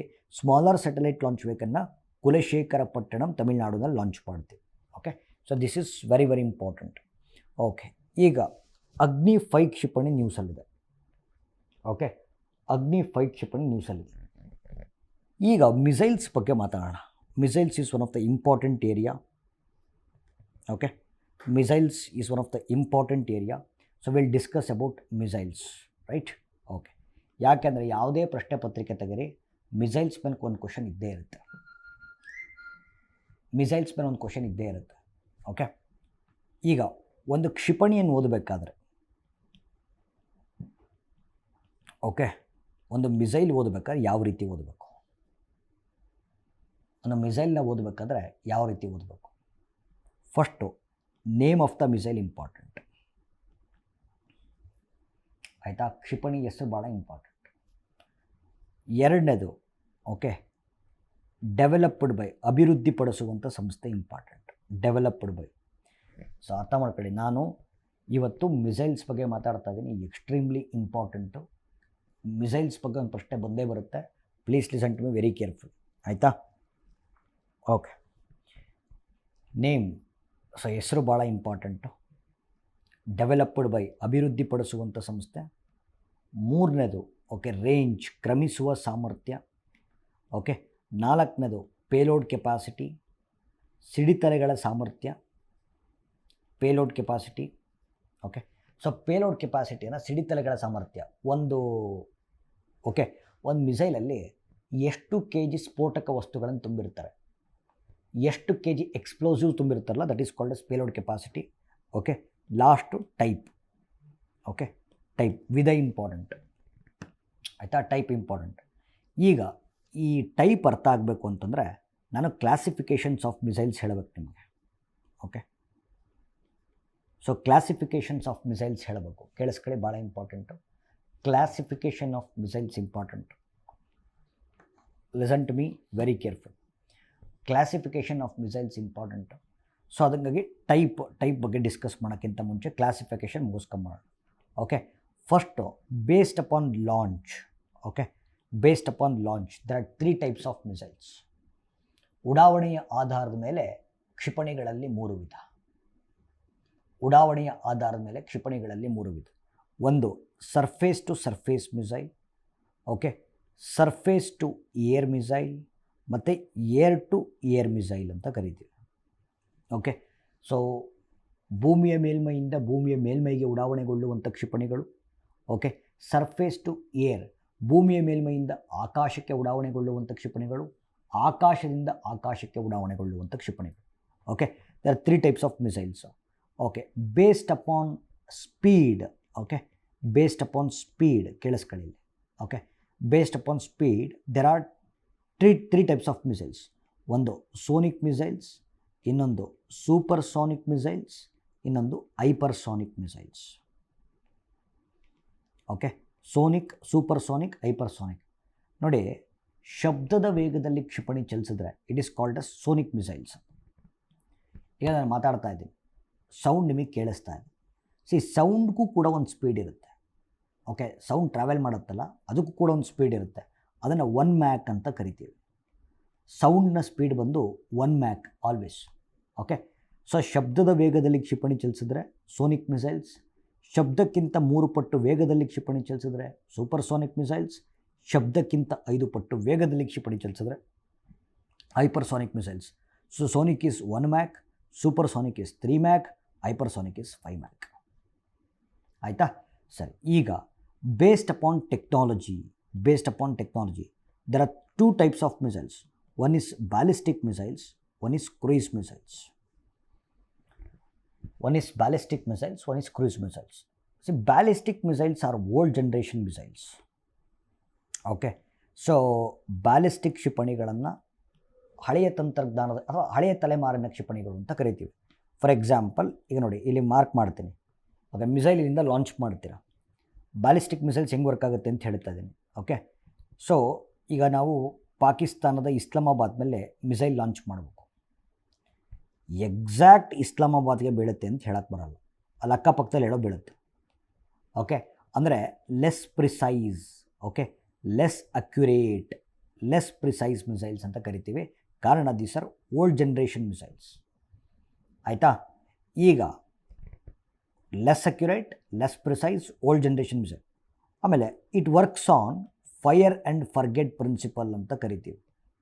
It works on fire and forget principle. 1, 2, 3ನೇ ಪಾಯಿಂಟು ಫೈರ್ ಫರ್ಗೆಟ್. ಅಂದರೆ ಈಗ ನೀವು ಹಚ್ಬಿಡ್ತೀರಾ ಅಂತ ಇಟ್ಕೊಳ್ಳಿ. ಓಕೆ, ಹಚ್ಚಿದ ಮೇಲೆ ಮುಗೀತು. ಸರ್ ನಾನು ಅರ್ಧ ದೂರಕ್ಕೆ ಹೋಗ್ಬಿಟ್ಟು ಸರ್ ಪಾತ್ ಚೇಂಜ್ ಮಾಡ್ತೀನಿ, ಓಕೆ, ಪಾತ್ ಚೇಂಜ್ ಮಾಡ್ತೀನಿ ಅಂದರೆ ಆಗಲ್ಲ. ಓಕೆ, ಪಾತ್ ಚೇಂಜ್ ಮಾಡ್ತೀನಿ ಅಂತಂದ್ರೆ ಆಗಲ್ಲ. ಓಕೆ, ಸೊ ಒಂದು ಸತಿ fire and forget. Okay, so ಮಧ್ಯದಲ್ಲಿ ಪಾತ್ ಚೇಂಜ್ ಮಾಡ್ತೀನಿ ಅಂದರೆ ಆಗಲ್ಲ. This is ballistic missiles. But cruise missiles ಹಂಗಲ್ಲ. Cruise missiles are new generation missiles, ಹೊಸ ತಲೆಮಾರಿನ ಕ್ಷಿಪಣಿಗಳು. ಆಯಿತಾ? ಹೊಸ ತಲೆಮಾರಿನ ಕ್ಷಿಪಣಿಗಳು. ಎರಡನೇದು, ನೀವು ಇಲ್ಲಿ ಮಾರ್ಕ್ ಮಾಡಿದ್ರೆ ಎಕ್ಸಾಕ್ಟ್ ಅದೇ ಲೊಕೇಶನ್ಗೆ ಹೋಗಿ ಹಿಟ್ ಮಾಡುತ್ತೆ. ಅಂದರೆ ಮೋರ್ ಪ್ರಿಸೈಸ್, ಮೋರ್ ಅಕ್ಯುರೇಟ್ ಅಂತ ಕರಿತೀವಿ. ಆಯಿತಾ?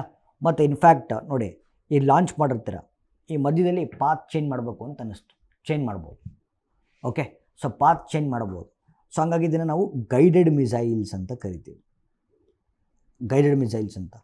ಸೊ ನಿಮಗೆ ಈ ಕ್ಲಾಸಿಫಿಕೇಷನ್ ಅರ್ಥ ಆದರೆ ಮಾತ್ರ ಕ್ಷಿಪಣಿಗಳನ್ನು ಓದೋಕ್ಕಾಗುತ್ತೆ. ಈ ಕ್ಲಾಸಿಫಿಕೇಷನ್ ಅರ್ಥ ಆದರೆ ಮಾತ್ರ ಮಿಸೈಲ್ಸನ್ನು ಓದೋಕ್ಕಾಗುತ್ತೆ. ಸರಿ, ಈಗ ನೋಡಿ, ಅಗ್ನಿ 5 ಮಿಸೈಲ್ ಬಗ್ಗೆ ನಾವು ಮಾತಾಡ್ತಾ ಇದ್ದೀವಿ. ಓಕೆ, ಸೊ ಅಗ್ನಿ 5 ಮಿಸೈಲ್ ಬಗ್ಗೆ ಮಾತಾಡ್ತಾ ಇದ್ದೀವಿ. Okay, name is Agni 5, developed by always DRDO. Okay, so ಯಾವಾಗಲೂ ಅಷ್ಟೇ, ಸೊ ಡೆವಲಪ್ ಮಾಡೋದು DRDOನೇ, ಕ್ಷಿಪಣಿಗಳನ್ನು ಅಭಿವೃದ್ಧಿಪಡಿಸೋದು DRDO. Okay, that is there. And range, Agni 5 range ನೋಡಿ. ಓಕೆ, ಕ್ರಮಿಸುವ ಸಾಮರ್ಥ್ಯ. ಓಕೆ, ಅಗ್ನಿ 1 ರೇಂಜ್ ಬಂದು ನೋಡಿ, ಎಲ್ಲದು ಅಗ್ನಿ ಎಲ್ಲ ವೇರಿಯಂಟ್ಸು ಹೇಳ್ಬಿಡ್ತೀನಿ. ಅಗ್ನಿ 1 ಬಂದು 700ರಿಂದ 800 ಕಿಲೋಮೀಟ್ರ್ ಹೋಗುತ್ತೆ. ಅಗ್ನಿ 2 2000 ಕಿಲೋಮೀಟ್ರ್ ಹೋಗುತ್ತೆ. ಅಗ್ನಿ 3 2500. ಓಕೆ, ಅಗ್ನಿ 4 3,500 kilometre. Agni 5 okay 5,000 kilometre. 5,000 kilometres ಅಂತಂದರೆ, please listen to my, 5,000 kilometres ಅಂತಂದರೆ ಒಂದು ಕಾಂಟಿನೆಂಟಿಂದ ಇನ್ನೊಂದು ಕಾಂಟಿನೆಂಟ್ಗೆ ಹೋಗುವಂಥ ಸಾಮರ್ಥ್ಯ ಇರೋದ್ರಿಂದ this are called as intercontinental ballistic missiles ಅಂತ ಕರೀತಾರೆ. Okay, so name is Agni 5, developed by DRDO, range 5000 kilometre, payload capacity ನೀವು ಒಂದು ಹುಡ್ಕೊಳ್ಳಿ. ಓಕೆ, ಅಗ್ನಿ ಯಾವ ಥರ ಮಿಸೈಲ್ ನೋಡಿ, ಅಗ್ನಿ ಯಾವ ಥರ ಮಿಸೈಲು, ಎಸ್ ನೋಡಿ, surface to surface ballistic missile, it's not a cruise missile. So Agni ಬಂದು surface to surface ballistic missile, this is type. ಇದು ಭಾಳ ಇಂಪಾರ್ಟೆಂಟ್. ಓಕೆ ಸರಿ, ಅಗ್ನಿ 5 ಕ್ಷಿಪಣಿ ಯಾಕೆ ನ್ಯೂಸಲ್ಲಿದೆ ಅಂತಂದರೆ, ಇತ್ತೀಚೆಗೆ ಅಗ್ನಿ 5ಗೆ ಒಂದು ಹೊಸ ಟೆಕ್ನಾಲಜಿ ಇಂಡೆಕ್ಟ್ ಮಾಡಿದ್ದಾರೆ. MIRV ಟೆಕ್ನಾಲಜಿ ಅಂತ ಕರಿತೀವಿ. ಓಕೆ, ಸೊ ಪ್ರಶ್ನೆ ಕೇಳ್ಬೋದು, ಓಕೆ MIRV ಟೆಕ್ನಾಲಜಿನಲ್ಲಿ what is the abbreviation of MIRV ಅಂತ. ಓಕೆ, MIRV ಟೆಕ್ನಾಲಜಿನಲ್ಲಿ abbreviation of MIRV, okay, multiple independently targetable reentry vehicle ಅಂತ. ಓಕೆ, ಏನು ಸರ್ ಇದು MIRV ಟೆಕ್ನಾಲಜಿ ಅಂತ ನೋಡಿ. ಈಗ ಒಂದು ಮಿಸೈಲು, ಓಕೆ, ಒಂದು ಮಿಸೈಲು, ಓಕೆ ಸರಿನಾ, ಈ ಮಿಸೈಲ್ ಒಳಗಡೆ ಒಂದು ಪೇಲೋಡ್ ಇಡ್ತಾಯಿದ್ರು, ಒಂದು ಬಾಂಬ್ ಇಡ್ತಾಯಿದ್ರು. ಓಕೆ, ಈ ಬಾಂಬ್ ಹೋಗಿ ಒಂದು ಜಾಗಕ್ಕೆ ಬೀಳ್ತಾಯಿತ್ತು. ಈಗ ಈ ಥರದ್ದು 4-5 ಇಟ್ಟಿರ್ತಾರೆ. ಓಕೆ, ಸೊ MIRV ಟೆಕ್ನಾಲಜಿ ಹೆಂಗೆ ವರ್ಕ್ ಆಗುತ್ತೆ ಅಂತ ಹೇಳ್ತಾ ಇದ್ದೀನಿ ನಿಮಗೆ. ಓಕೆ, ಹೆಂಗೆ ವರ್ಕ್ ಆಗುತ್ತೆ, ಸೊ ಈ ಥರದ್ದು 4 ಬಾಂಬ್ ಇಟ್ಟಿರ್ತಾರೆ, 4 ಪೇಲೋಡ್ಸ್ ಇರ್ತವೆ ಏಕಕಾಲದಲ್ಲಿ. ಓಕೆ, ಮಲ್ಟಿಪಲ್ ಪೇಲೋಡ್ಸು ಮಲ್ಟಿಪಲ್ ಟಾರ್ಗೆಟನ್ನು ರೀಚ್ ಮಾಡ್ತವೆ. ಮಲ್ಟಿಪಲ್ ಟಾರ್ಗೆಟ್ಸನ್ನು ರೀಚ್ ಮಾಡ್ತವೆ. ಇದನ್ನು MIRV ಟೆಕ್ನಾಲಜಿ ಅಂತ ಕರಿತೀವಿ. ಓಕೆ, MIRV ಟೆಕ್ನಾಲಜಿ ಅಂತ ಕರಿತೀವಿ, ಭಾಳ important. And one more information. Okay ನೋಡಿ, 1980ಕ್ಕಿಂತ ಮುಂಚೆ ನಾವು ಮಿಸೈಲ್ಸನ್ನು ಇಂಪೋರ್ಟ್ ಮಾಡ್ಕೊಳ್ತಿದ್ವಿ, ಆಯಿತಾ. ಬಟ್ 80ರಲ್ಲಿ ಡಾಕ್ಟರ್ APJ ಅಬ್ದುಲ್ ಕಲಾಮು ಒಂದು ಪರಿಕಲ್ಪನೆ ಕಟ್ಟಿಕೊಟ್ರು.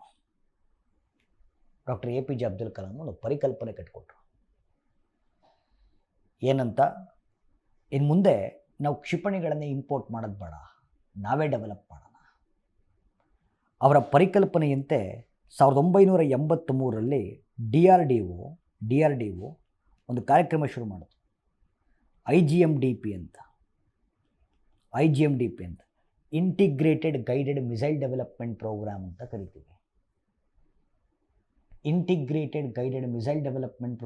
ಕರಿತೀವಿ.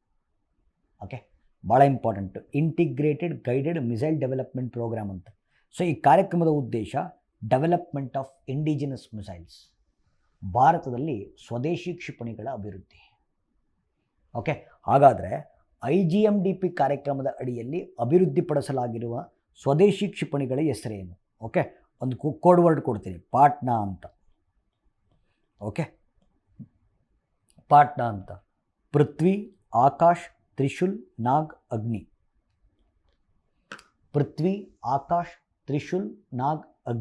Okay, so these are the indigenous missiles of India. Okay, Prithvi, Akash, Trishul, Nag, Agni. Okay, so ಈಗ ನೋಡಿ, ಎಲ್ಲ ಮಿಸೈಲ್ಸ್ಗಳನ್ನು ಹಾಕಿದ್ದೀನಿ ನೋಡಿ. ಈಗ ಸೊ ಪೃಥ್ವಿ ಬಂದು ಯಾವ ಥರ missile, surface to surface ballistic missile. Agni ಬಂದು surface to surface ballistic missile.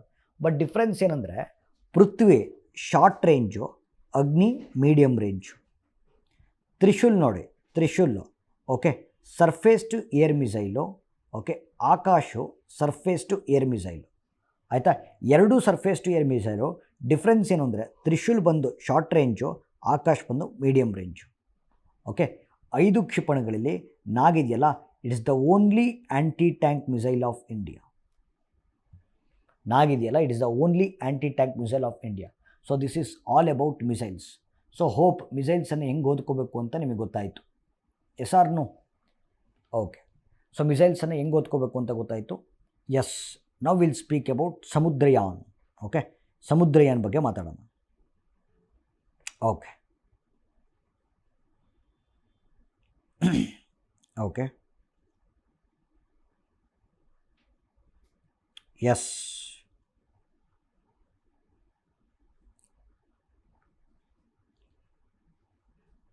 Okay. So ನೋಡಿ, ಸ್ವಲ್ಪ ಸಮುದ್ರಯಾನ್ ಬಗ್ಗೆ ಡೀಟೇಲಾಗಿ ಮಾತಾಡೋಣ. Okay, Ministry of earth Science ಅಂತ ಒಂದು ಸಚಿವಾಲಯ ಇದೆ. Okay, Ministry of earth Science, ಭೂವಿಜ್ಞಾನ ಸಚಿವಾಲಯ. ಓಕೆ, ಭಾಳ ಜನಕ್ಕೆ ಈ ಮಿನಿಸ್ಟ್ರಿ ಗೊತ್ತೇ ಇರಲ್ಲ. Okay, Ministry of earth science ಏನು ಕೆಲಸ ಮಾಡುತ್ತೆ? What are the functions of ministry of earth science? Point number 1. Okay, so point number 1, ministry of earth ಸೈನ್ಸ್ನ ಫಂಕ್ಷನ್ ಏನು? ಒಂದು, ಇದು ಪೋಲಾರ್ ರೀಜನ್ಸನ್ನು ಎಕ್ಸ್ಪ್ಲೋರ್ ಮಾಡುತ್ತೆ. ಓಕೆ, ಪೋಲಾರ್ ರೀಜನ್ಸನ್ನು ಎಕ್ಸ್ಪ್ಲೋರ್ ಮಾಡುತ್ತೆ, ಧ್ರುವ ಪ್ರದೇಶಗಳ ಅನ್ವೇಷಣೆ. Okay, you know this. ನೋಡಿ, ಇದು ನಾರ್ತ್ ಪೋಲು, ಇದು ಸೌತ್ ಪೋಲು. ಓಕೆ, ನಾರ್ತ್ ಪೋಲನ್ನು ಆರ್ಕ್ಟಿಕ್ ರೀಜನ್ ಅಂತ ಕರಿತೀವಿ, ಸೌತ್ ಪೋಲ್ನ ಅಂಟಾರ್ಟಿಕ್ ರೀಜನ್ ಅಂತ ಕರಿತೀವಿ. ಓಕೆ, ಧ್ರುವ ಪ್ರದೇಶಗಳ ಅನ್ವೇಷಣೆ ಮತ್ತು ಸಂಶೋಧನೆ. ಸೊ ಆರ್ಕ್ಟಿಕ್ ಪ್ರದೇಶವನ್ನು ಸಂಶೋಧನೆ ಮಾಡಲಿಕ್ಕೋಸ್ಕರ ಭಾರತ ಸ್ಥಾಪಿಸಿರುವಂಥ ಸಂಶೋಧನಾ ಕೇಂದ್ರದ ಹೆಸರು ಇಮಾದ್ರಿ ಬೇಸ್ ಸ್ಟೇಷನ್ ಅಂತ. ಓಕೆ, ಇಮಾದ್ರಿ ಬೇಸ್ ಸ್ಟೇಷನ್ ಎಲ್ಲಿ ಬರುತ್ತಿದ್ದು? ನಾರ್ವೆ ರಾಷ್ಟ್ರದ ಸ್ವ್ಯಾಲ್ಬರ್ಡ್ ಎನ್ನುವಂಥ ಜಾಗದಲ್ಲಿ ಬರುತ್ತೆ. ಆರ್ಕ್ಟಿಕ್ ಪ್ರದೇಶವನ್ನು ಸಂಶೋಧನೆ ಮಾಡಲಿಕ್ಕೋಸ್ಕರ ಭಾರತ ಸರ್ಕಾರ ಸ್ಥಾಪಿಸಿರುವಂಥ ಸಂಶೋಧನಾ ಕೇಂದ್ರದ ಹೆಸರು ಇಮಾದ್ರಿ ಬೇಸ್ ಸ್ಟೇಷನ್ ಅಂತ. ಓಕೆ, ಅಂಟಾರ್ಟಿಕ್ ಪ್ರದೇಶವನ್ನು ಸಂಶೋಧನೆ ಮಾಡಲಿಕ್ಕೋಸ್ಕರ ಸಂಶೋಧನೆ ಮಾಡಲಿಕ್ಕೋಸ್ಕರ 3 ಸಂಶೋಧನಾ ಕೇಂದ್ರಗಳನ್ನು ಎಸ್ಟಾಬ್ಲಿಷ್ ಮಾಡಲಾಗಿದೆ. ಭಾರತಿ, ಮೈತ್ರಿ, ದಕ್ಷಿಣ Gangotri. So this is a first, ಅಂದರೆ ಮಿನಿಸ್ಟ್ರಿ ಆಫ್ ಅರ್ತ್ ಸೈನ್ಸ ಮೊದಲ ಕೆಲಸ ಪೋಲಾರ್ ರೀಜನ್ಸನ್ನು ಎಕ್ಸ್ಪ್ಲೋರ್ ಮಾಡೋದು. ಎರಡನೇದು, ಓಕೆ, ಸಾಗರದ ಆಳದ ಭಾಗಗಳನ್ನು ಅನ್ವೇಷಣೆ ಮಾಡೋದು, ಡೀಪ್ ಓಷನ್ಸನ್ನು ಎಕ್ಸ್ಪ್ಲೋರ್ ಮಾಡೋದು. ಓಕೆ, ಸಾಗರದ ಆಳದ ಭಾಗಗಳನ್ನು ಅನ್ವೇಷಣೆ ಮಾಡಲಿಕ್ಕೋಸ್ಕರ ಜಾರಿಗೆ ತಂದಿರುವಂಥ ಕಾರ್ಯಕ್ರಮ ಡೀಪ್ ಓಷನ್ ಮಿಷನ್ ಅಂತ. ಓಕೆ, ಈ ಡೀಪ್ ಓಷನ್ ಮಿಷನ್ನ ಭಾಗವಾಗಿ ಒಂದು ವಿಶೇಷವಾಗಿರುವಂಥ ಕಾರ್ಯಕ್ರಮವನ್ನು ಹಮ್ಮಿಕೊಳ್ಳಲಾಗ್ತಾ ಇದೆ. ಇದನ್ನು ಸಮುದ್ರಯಾನ್ ಅಂತ ಕರೀತಾರೆ. ಸಮುದ್ರಯಾನ್, ವಾಟ್ ಈಸ್ ಸಮುದ್ರಯಾನ್ ಅಂದರೆ ಇಂಡಿಯನ್ ಓಷನ್ ಮಧ್ಯಕ್ಕೆ ಹೋಗ್ತೀವಿ, ಹಿಂದೂ ಮಹಾಸಾಗರದ ಮಧ್ಯಭಾಗಕ್ಕೆ ಹೋಗಿ ಅಲ್ಲಿಂದ ಓಷನ್ ಸರ್ಫೇಸಿಂದ 6 ಕಿಲೋಮೀಟ್ರ್ ಕೆಳಗಡೆ ಹೋಗ್ತೀವಿ. 6 ಕಿಲೋಮೀಟ್ರ್ ಅಂದರೆ 6000 ಮೀಟ್ರ್ ಕೆಳಗಡೆ ಹೋಗ್ತೀವಿ. ಓಕೆ, 6000 ಕಿಲೋಮೀಟ್ರ್ ಕೆಳಗಡೆ ಹೋಗಿ ಇಂಡಿಯನ್ ಓಷನ್ ಬೆಡ್ಡನ್ನು ಎಕ್ಸ್ಪ್ಲೋರ್ ಮಾಡುವಂಥ ಪ್ರಯತ್ನ ಮಾಡ್ತೀವಿ. ಅಲ್ಲಿರುವಂಥ ನೈಸರ್ಗಿಕ ಸಂಪತ್ತು, ಸಾಗರ ಸಂಪತ್ತುಗಳ ಅಧ್ಯಯನ, ಮಿನರಲ್ ರಿಸೋರ್ಸಸ್ನ ಸ್ಟಡಿ ಮಾಡ್ತೀವಿ. ಓಕೆ, ಆಯಿಲ್ ಆ್ಯಂಡ್ ಪೆಟ್ರೋಲಿಯಂ ರಿಸರ್ವ್ಸನ್ನು ಎಕ್ಸ್ಪ್ಲೋರ್ ಮಾಡಲಿಕ್ಕೆ ಟ್ರೈ ಮಾಡ್ತೀವಿ. ಮೆರೈನ್ ಬಯೋಡೈವರ್ಸಿಟಿಯನ್ನು ಅಧ್ಯಯನ ಮಾಡ್ತೀವಿ. This is ಸಮುದ್ರಯಾನ. ಓಕೆ, ಈ ಸಮುದ್ರಯಾನವನ್ನು ಮಾಡಲಿಕ್ಕೋಸ್ಕರ ಒಂದು ವಿಶೇಷವಾಗಿರುವ ಮುಳುಗುವ ಹಡಗನ್ನು ಬಳಸಲಾಗಿದೆ. ಓಕೆ, ಮುಳುಗುವ ಹಡಗು, ಸಬ್ಮರ್ಸಿಬಲ್ ಅಂತ ಕರಿತೀವಿ. It is called as Matsya 6000 ಅಂತ. Okay, it is called as Matsya 6000 ಅಂತ ಕರಿತೀವಿ. ಓಕೆ, ಇದು ಎರಡನೇದು. ಮೂರನೇದು ಭಾಳ ಇಂಪಾರ್ಟೆಂಟು. ಓಕೆ, ಮೆಟೀರಿಯಾಲಜಿ ಬಗ್ಗೆ ಅಧ್ಯಯನ ಮಾಡುತ್ತೆ. This is the third function of ministry of earth science. Okay, meteorology ಅಂತಂದರೆ ಹವಾಮಾನ ಶಾಸ್ತ್ರ ಅಂತ. ಓಕೆ, ಹವಾಮಾನ ಶಾಸ್ತ್ರ ಮೆಟೀರಿಯಾಲಜಿ ಬಗ್ಗೆ ಅಧ್ಯಯನ ಮಾಡುತ್ತೆ, ಹವಾಮಾನ ಶಾಸ್ತ್ರಕ್ಕೆ ಸಂಬಂಧಪಟ್ಟಂತೆ ಅಧ್ಯಯನ ಮಾಡುತ್ತೆ. ಓಕೆ, ಮೆಟೀರಿಯಾಲಜಿ ಬಗ್ಗೆ ಅಧ್ಯಯನ ಮಾಡಲಿಕ್ಕೋಸ್ಕರ 2 ರಾಷ್ಟ್ರೀಯ ಸಂಸ್ಥೆಗಳನ್ನು ಎಸ್ಟಾಬ್ಲಿಷ್ ಮಾಡಲಾಗಿದೆ ಮಿನಿಸ್ಟ್ರಿ ಆಫ್ ಅರ್ತ್ ಸೈನ್ಸ್ ಕೆಳಗಡೆ. ಒಂದು ಇಂಡಿಯನ್ ಮೆಟ್ರಲಾಜಿಕಲ್ ಡಿಪಾರ್ಟ್ಮೆಂಟು, ಭಾರತೀಯ ಹವಾಮಾನ ಇಲಾಖೆ, ಮತ್ತು Indian institute of tropical meteorology. Okay, so ಹವಾಮಾನ ಶಾಸ್ತ್ರಕ್ಕೆ ಸಂಬಂಧಪಟ್ಟಂತೆ ಸಂಶೋಧನೆಗಳನ್ನು ಕೈಗೊಳ್ಳಲು ಮಿನಿಸ್ಟ್ರಿ ಆಫ್ ಅರ್ತ್ ಸೈನ್ಸ್ ಕೆಳಗಡೆ 2 ರಾಷ್ಟ್ರೀಯ ಸಂಸ್ಥೆಗಳನ್ನು ಎಸ್ಟಾಬ್ಲಿಷ್ ಮಾಡಲಾಗಿದೆ. ಒಂದು ಇಂಡಿಯನ್ ಮೆಟ್ರಲಾಜಿಕಲ್ ಡಿಪಾರ್ಟ್ಮೆಂಟ್, ಇನ್ನೊಂದು Indian institute of tropical meteorology ಅಂತ. Okay, so this is regarding Samudrayaan mission. Okay, so Agni missiles ಬಗ್ಗೆ ನೀವು ಓದ್ತೀರಾ. ಓಕೆ, ಸೊ ಗಗನ್ಯಾನ್ ಮಿಷನಿಗೆ ಬರೋಣ. ಓಕೆ, ಗಗನ್ಯಾನ್ ಮಿಷನಿಗೆ ತಗೋಣ. So this is very very important, right? Okay, Gaganyaan. Okay, yes, listen to me very carefully. Okay, so India's first crew based space mission ಅಂತ ಕರಿತೀವಿ. ಭಾರತದ ಮೊಟ್ಟ ಮೊದಲ ಮಾನವ ಸಹಿತವಾಗಿರುವ ಬಾಹ್ಯಾಕಾಶ ಯಾನ. ಓಕೆ, 4 ಜನ ಗಗನಯಾತ್ರಿಗಳನ್ನು ಟ್ರೈನ್ ಮಾಡಿದ್ದೀವಿ. 4 ಜನ Indian astronauts. Okay, Indian astronauts ಗಗನಯಾತ್ರಿಗಳನ್ನು ಟ್ರೈನ್ ಮಾಡಿದ್ದೀವಿ. And they are trained by Russia. ಅವ್ರನ್ನ ಟ್ರೈನ್ ಮಾಡಿರ್ತಕ್ಕಂಥ ರಾಷ್ಟ್ರ ಅವ್ರನ್ನ ಲೋ ಅರ್ತ್ ಆರ್ಬಿಟಿಗೆ ಕಳಿಸಿ ಭೂಮಿಯ ಕೆಳಭಾಗದ ಕಕ್ಷೆಗೆ ಹೋಗ್ತಾರೆ, ಸ್ವಲ್ಪ ದಿನ ಅಲ್ಲೇ ಉಳ್ಕೊಳ್ತಾರೆ, ಅಧ್ಯಯನ ಮಾಡ್ತಾರೆ, ವೈಜ್ಞಾನಿಕ ಸಂಶೋಧನೆಗಳನ್ನು ಕೈಗೊಳ್ತಾರೆ, ಆಮೇಲೆ ಸೇಫಾಗಿ ವಾಪಸ್ ಬರ್ತಾರೆ. This mission is called as Gaganyaan. Okay, ಅವರಲ್ಲಿದ್ದಾಗ ಅವರ ಆರೋಗ್ಯವನ್ನು ಮಾನಿಟರ್ ಮಾಡಲಿಕ್ಕೋಸ್ಕರ ಅವ್ರ ಜೊತೆಗೆ ಮ್ಯಾಕ್ಸಿಮಮ್ ಕಮ್ಯುನಿಕೇಷನ್ನ ಎಸ್ಟಾಬ್ಲಿಷ್ ಮಾಡಲಿಕ್ಕೋಸ್ಕರ ಭಾರತ ಸರ್ಕಾರ ಇತ್ತೀಚೆಗೆ ಒಂದು ಆ್ಯಪನ್ನು ಬಿಡುಗಡೆ ಮಾಡಿತು.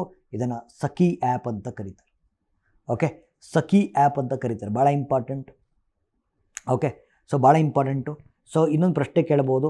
ಏನು ಪ್ರಶ್ನೆ ಅಂತಂದರೆ, ಗಗನ್ಯಾನ್ ಮಿಷನಲ್ಲಿ ಬಳಕೆ ಮಾಡಿರುವಂಥ ಲಾಂಚ್ ವೆಹಿಕಲ್ ಯಾವುದು? GSLV Mark 3. Okay, GSLV Mark 3 ಅಂತ ಕರಿತೀವಿ. ಭಾಳ important. Okay, yes. Okay, so ನಾನು ಆಗಲೇ ಹೇಳ್ತಾ ಇದ್ದೆ, ಭಾರತದ ಹತ್ರ, ಇಂಡಿಯಾ ಹತ್ರ 3 ರಾಕೆಟ್ ಇದೆ. ಓಕೆ, 3 ರಾಕೆಟ್ ಇದೆ. ಒಂದು PSLV. ಓಕೆ, ಸೊ ಒಂದು PSLV, GSLV ಮತ್ತು SSLV ಅಂತ. ಆಯಿತಾ? ಬಟ್ ನೋಡಿ, ಒಂದು ಸತಿ ನೀವು ರಾಕೆಟ್ ಲಾಂಚ್ ಮಾಡಿದ್ರೆ ಮುಗೀತು.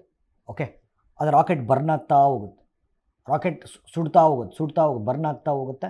ಕೊನೆಗೆ ಆ ಪೇಲೋಡ್ ಒಳಗಡೆ ಇರುವಂಥ ಸ್ಯಾಟಲೈಟ್ ಹೋಗಿ ಆರ್ಬಿಟಲ್ ಕೂತ್ಕೊಳ್ಳುತ್ತೆ. ಓಕೆ, ಮತ್ತು ನೆಕ್ಸ್ಟ್ ನಾವು ಲಾಂಚ್ ಮಾಡಬೇಕು ಅಂದರೆ ಹೊಸ ರಾಕೆಟ್ ಬಿಲ್ಡ್ ಮಾಡಬೇಕು. ಓಕೆ, ಬಾಹ್ಯಾಕಾಶದ ಇತಿಹಾಸದಲ್ಲಿ ಮತ್ತೊಂದು ಮೈಲಿಗಲ್ಲು. ISRO reusable launch vehicle launch ಮಾಡ್ತು. It is called as Pushpak. Okay, so reusable launch vehicle launch ಮಾಡಿದೆ ಪುಷ್ಪಕ್ ಅಂತ. ಓಕೆ, ಅಂದರೆ ಈ ರಾಕೆಟ್ ಸುಟ್ಟೋಗಲ್ಲ, ರಾಕೆಟ್ ಒಳಗಡೆ ಇರುವಂಥ ಫ್ಯೂಯಲ್ ಮಾತ್ರ ಬರ್ನ್ ಆಗುತ್ತೆ. ಆ ರಾಕೆಟ್ ಸ್ಪೇಸ್ಗೆ ಹೋಗಿ ಸ್ಯಾಟಲೈಟನ್ನು ಕೂರಿಸಿ ವಾಪಸ್ ಬರುತ್ತೆ. Okay, so reusable launch vehicle, ISRO ಅಭಿವೃದ್ಧಿಪಡಿಸಿರುವಂಥ ರೀಯೂಸಬಲ್ ಲಾಂಚ್ ವೆಹಿಕಲ್ ಬಂದು ಪುಷ್ಪಕ್ ಅಂತ. Okay, Pushpak. Okay, solar observatories ಬಗ್ಗೆ ನಾನು ಹೇಳಿದ್ದೀನಿ ಆಲ್ರೆಡಿ. ಓಕೆ, ಸೊ ಭಾರತದಲ್ಲಿರುವಂಥ ಸೋಲಾರ್ ಅಬ್ಸರ್ವೇಟರಿಗಳು ಯಾವುದಾದ್ರು ಅಂತ ಆಲ್ರೆಡಿ ಹೇಳಿದ್ದೀನಿ. So next topic. ಸೊ ಇತ್ತೀಚೆಗೆ ನೋಡಿ, ಜುಪಿಟರ್ನ ಒಂದು ಚಂದ್ರ. ಓಕೆ, ಓಕೆ, ಕ್ಯಾಲಿಸ್ಟೋ ಅಂತ. ಸೊ ಇತ್ತೀಚೆಗೆ ಈ ಕ್ಯಾಲಿಸ್ಟೋದಲ್ಲಿ ಓಝೋನ್ ಲೇಯರ್ ಪತ್ತೆ ಆಯಿತು. ಜುಪಿಟರ್ನ ಒಂದು ಚಂದ್ರ, Callisto moon, Jupiter's moon Callisto ಅಂತ. ಸೊ ಅಲ್ಲಿ ಓಝೋನ್ ಲೇಯರ್ ಪತ್ತಾಗಿದೆ. Okay, so just ozone layer ಬಗ್ಗೆ ಒಂದು ಬೇಸಿಕ್ಸ್ ಕೇಳ್ಕೊಬಿಡ್ತೀನಿ. ಓಕೆ, ಸೊ ಓಝೋನ್ ಕೇಳಿಸ್ಕೊಳ್ಳಿ, ಭಾಳ ಇಂಪಾರ್ಟೆಂಟು. ಓಝೋನ್ ಲೇಯರ್ ಕಂಡು ಬರುವಂಥ ಅಟ್ಮಾಸ್ಫಿಯರಿಕ್ ಲೇಯರ್ ಯಾವುದು? Stratosphere. Okay, stratosphere. So ozone ಲೇಯರ್ನ ರಾಸಾಯನಿಕ ಸೂತ್ರ O3. ಓಝೋನ್ ಲೇಯರ್ನ ಮೆಷರ್ ಮಾಡುವಂಥ ಯೂನಿಟ್ಟು ಡಾಪ್ಸನ್ ಯೂನಿಟ್. ನಾಲ್ಕನೇದು, ಓಝೋನ್ ಲೇಯರ್ನ ಫಂಕ್ಷನ್ ಏನು? ಓಕೆ, ಹಾರ್ಮ್ಫುಲ್ ಸೋಲಾರ್ ರೇಡಿಯೇಷನ್ಸು, ಅಂದರೆ ಸೂರ್ಯನಿಂದ ಬರುವಂಥ ಹಾನಿಕಾರಕ ವಿಕಿರಣಗಳು. ಓಕೆ, ಹಾರ್ಮ್ಫುಲ್ ಸೋಲಾರ್ ರೇಡಿಯೇಷನ್ಸು, ಅದರಲ್ಲೂ ಕೂಡ ಅಲ್ಟ್ರಾವೈಲೆಟ್ ರೇಸನ್ನು ಹೀರ್ಕೊಂಡು ಭೂಮಿಗೆ ಪ್ಯೂರ್ ಸನ್ಲೈಟನ್ನು ಕೊಡೋದು. ಓಕೆ, ಸೊ ಒಟ್ಟಾರೆ ಸೋಲಾರ್ ರೇಡಿಯೇಷನ್ಸನ್ನು ಫಿಲ್ಟರ್ ಮಾಡುತ್ತೆ. So this is very very important. Okay, ಈಗ ನೋಡಿ, ಈಗ ಇದು ಅರ್ತ್ ಸರ್ಫೇಸ್ ಅಂತ ಇಟ್ಕೊಳ್ಳಿ. Earth surface. Okay, first 10 kilometres troposphere ಇರುತ್ತೆ. ಓಕೆ, ಟ್ರೋಪೋಸ್ಫಿಯರ್ ಇರುತ್ತೆ. ಆಮೇಲೆ ನೆಕ್ಸ್ಟ್ 50, ನಿಮಗೆ ಲೇಯರ್ಸ್ ಆಫ್ ಅಟ್ಮಾಸ್ಫಿಯರ್ ಗೊತ್ತು ಅಂತ ಭಾವಿಸ್ತೀನಿ ನಾನು. ಓಕೆ, ಸೊ ಗೊತ್ತಿಲ್ಲ ಅಂದ್ರೆ ಬರೆದು ಬಿಡ್ತೀನಿ ನಾನಿಲ್ಲಿ. Okay, so layers of atmosphere ಯಾವುದು? ಓಕೆ, ಇದು ಭೂಮಿ ಅಂತಂದರೆ ಫಸ್ಟ್ ಲೇಯರ್ ಯಾವುದು? ಟ್ರೋಪೋಸ್ಫಿಯರ್. ಓಕೆ, ಟ್ರೋಪೋಸ್ಫಿಯರ್, ಆಮೇಲೆ ಸ್ಟ್ರಾಟೋಸ್ಫಿಯರ್, ಆಮೇಲೆ ಮೀಸೋಸ್ಫಿಯರ್, ಆಮೇಲೆ ಥರ್ಮೋಸ್ಫಿಯರ್, ಅಥವಾ it is also called as ionosphere. Okay, then ಲಾಸ್ಟ್ಗೆ ಇಟ್ ಈಸ್ ಎಕ್ಸೋಸ್ಫಿಯರ್ ಅಲ್ವಾ? So this is like layers of atmosphere. ಅದರಲ್ಲಿ ನಾನು ಮಾತಾಡ್ತಿರೋದು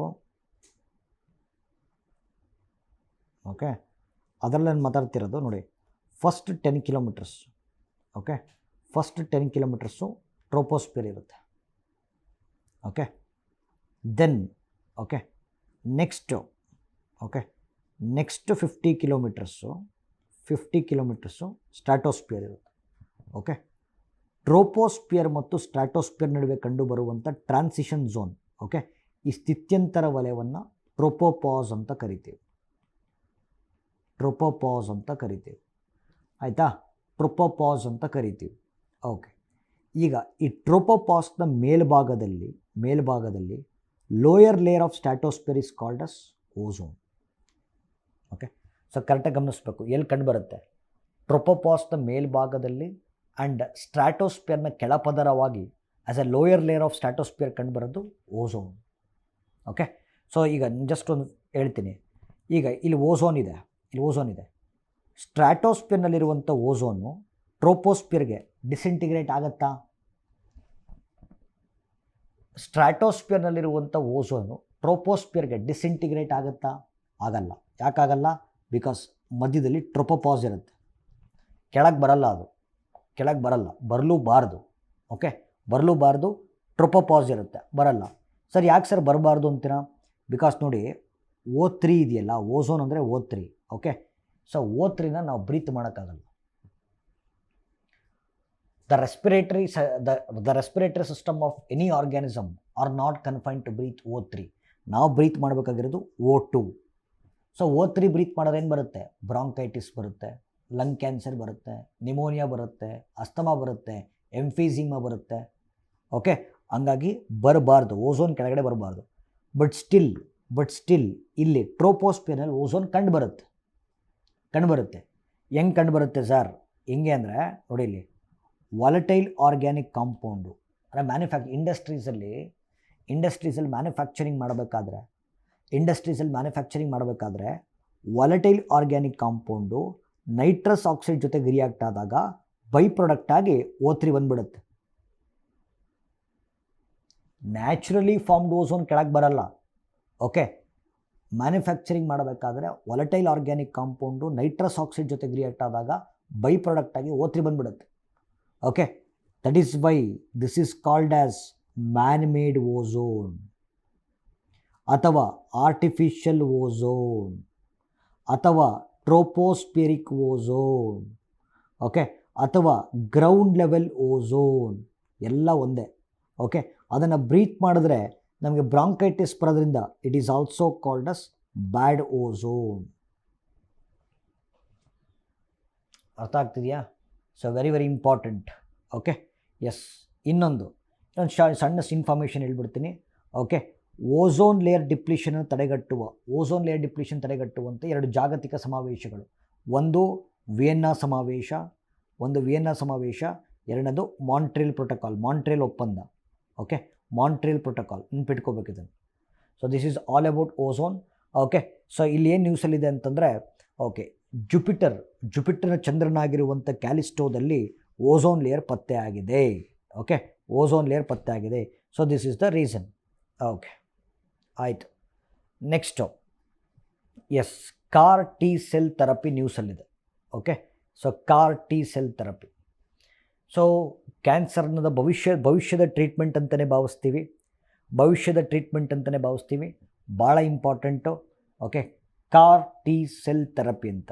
ಸೊ ಇದನ್ನು ಎಕ್ಸ್ಪ್ಲೈನ್ ಮಾಡೋಣ. Okay. First of all we should understand what cancer is.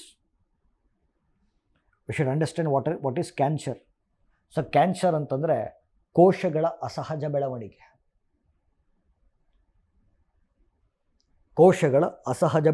Cancer ಅಂತಂದರೆ abnormal division of cells is called as cancer. Unusual growth of cells is called as cancer. Okay. ಕೋಶಗಳ ಅಂದರೆ ಈಗ cell division ಆಗಬೇಕಾದ್ರೆ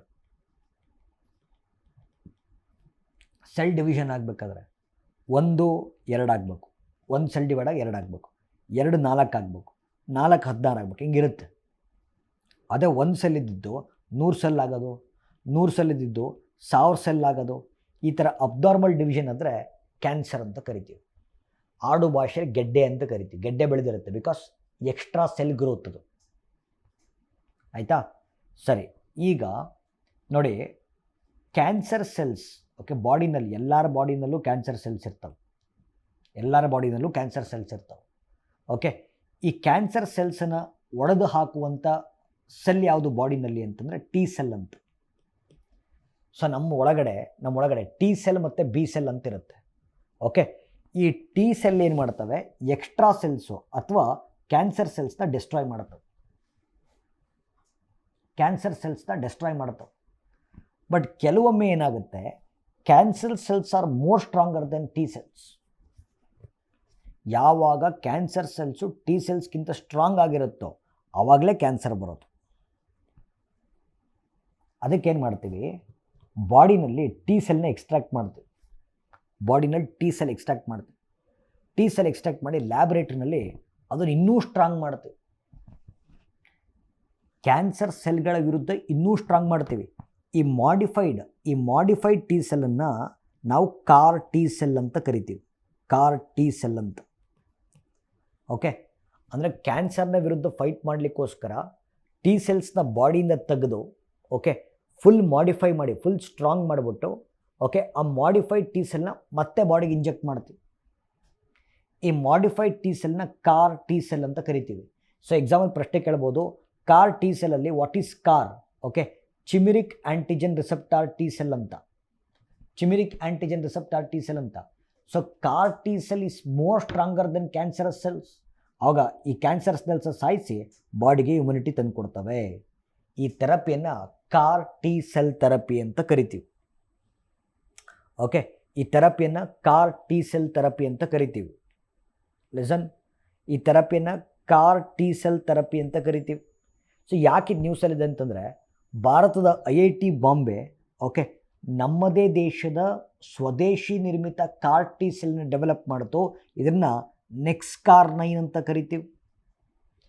ನಮ್ಮದೇ ದೇಶದ ಸ್ವದೇಶಿ ನಿರ್ಮಿತ ಅಂದರೆ indigenous car T cell develop ಮಾಡ್ತು.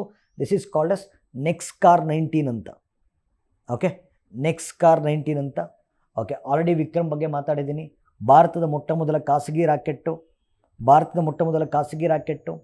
ಓಕೆ, ಇತ್ತೀಚೆಗೆ ಓಕೆ ಮಾರ್ಸ್ ಗ್ರಹವನ್ನು ಅಧ್ಯಯನ ಮಾಡಲಿಕ್ಕೋಸ್ಕರ ನಾರ್ಸಾ ಒಂದು ಬಾಹ್ಯಾಕಾಶ ನೌಕೆಯನ್ನು ಡಿಸೈನ್ ಮಾಡಿದೆ. ಇದನ್ನು ಪರ್ಸೀವರೆನ್ಸ್ ರೋವರ್ ಅಂತ ಕರಿತೀವಿ. This is called as Perseverance rover ಅಂತ ಕರಿತೀವಿ. ಓಕೆ, ಈಗ ಮಾರ್ಸ್ ಬಗ್ಗೆ ಸ್ವಲ್ಪ ಮಾತಾಡೋಣ. Okay, Mars. ಸೊ ಟೋಟಲ್ ನಿಮ್ಗೆ ಗೊತ್ತಿದೆ, there are 8 planets in the solar system. Okay, 8 planet ಇದಾವೆ. There are 8 planets. ಗೊತ್ತಿರಬೇಕು, Pluto is not a planet.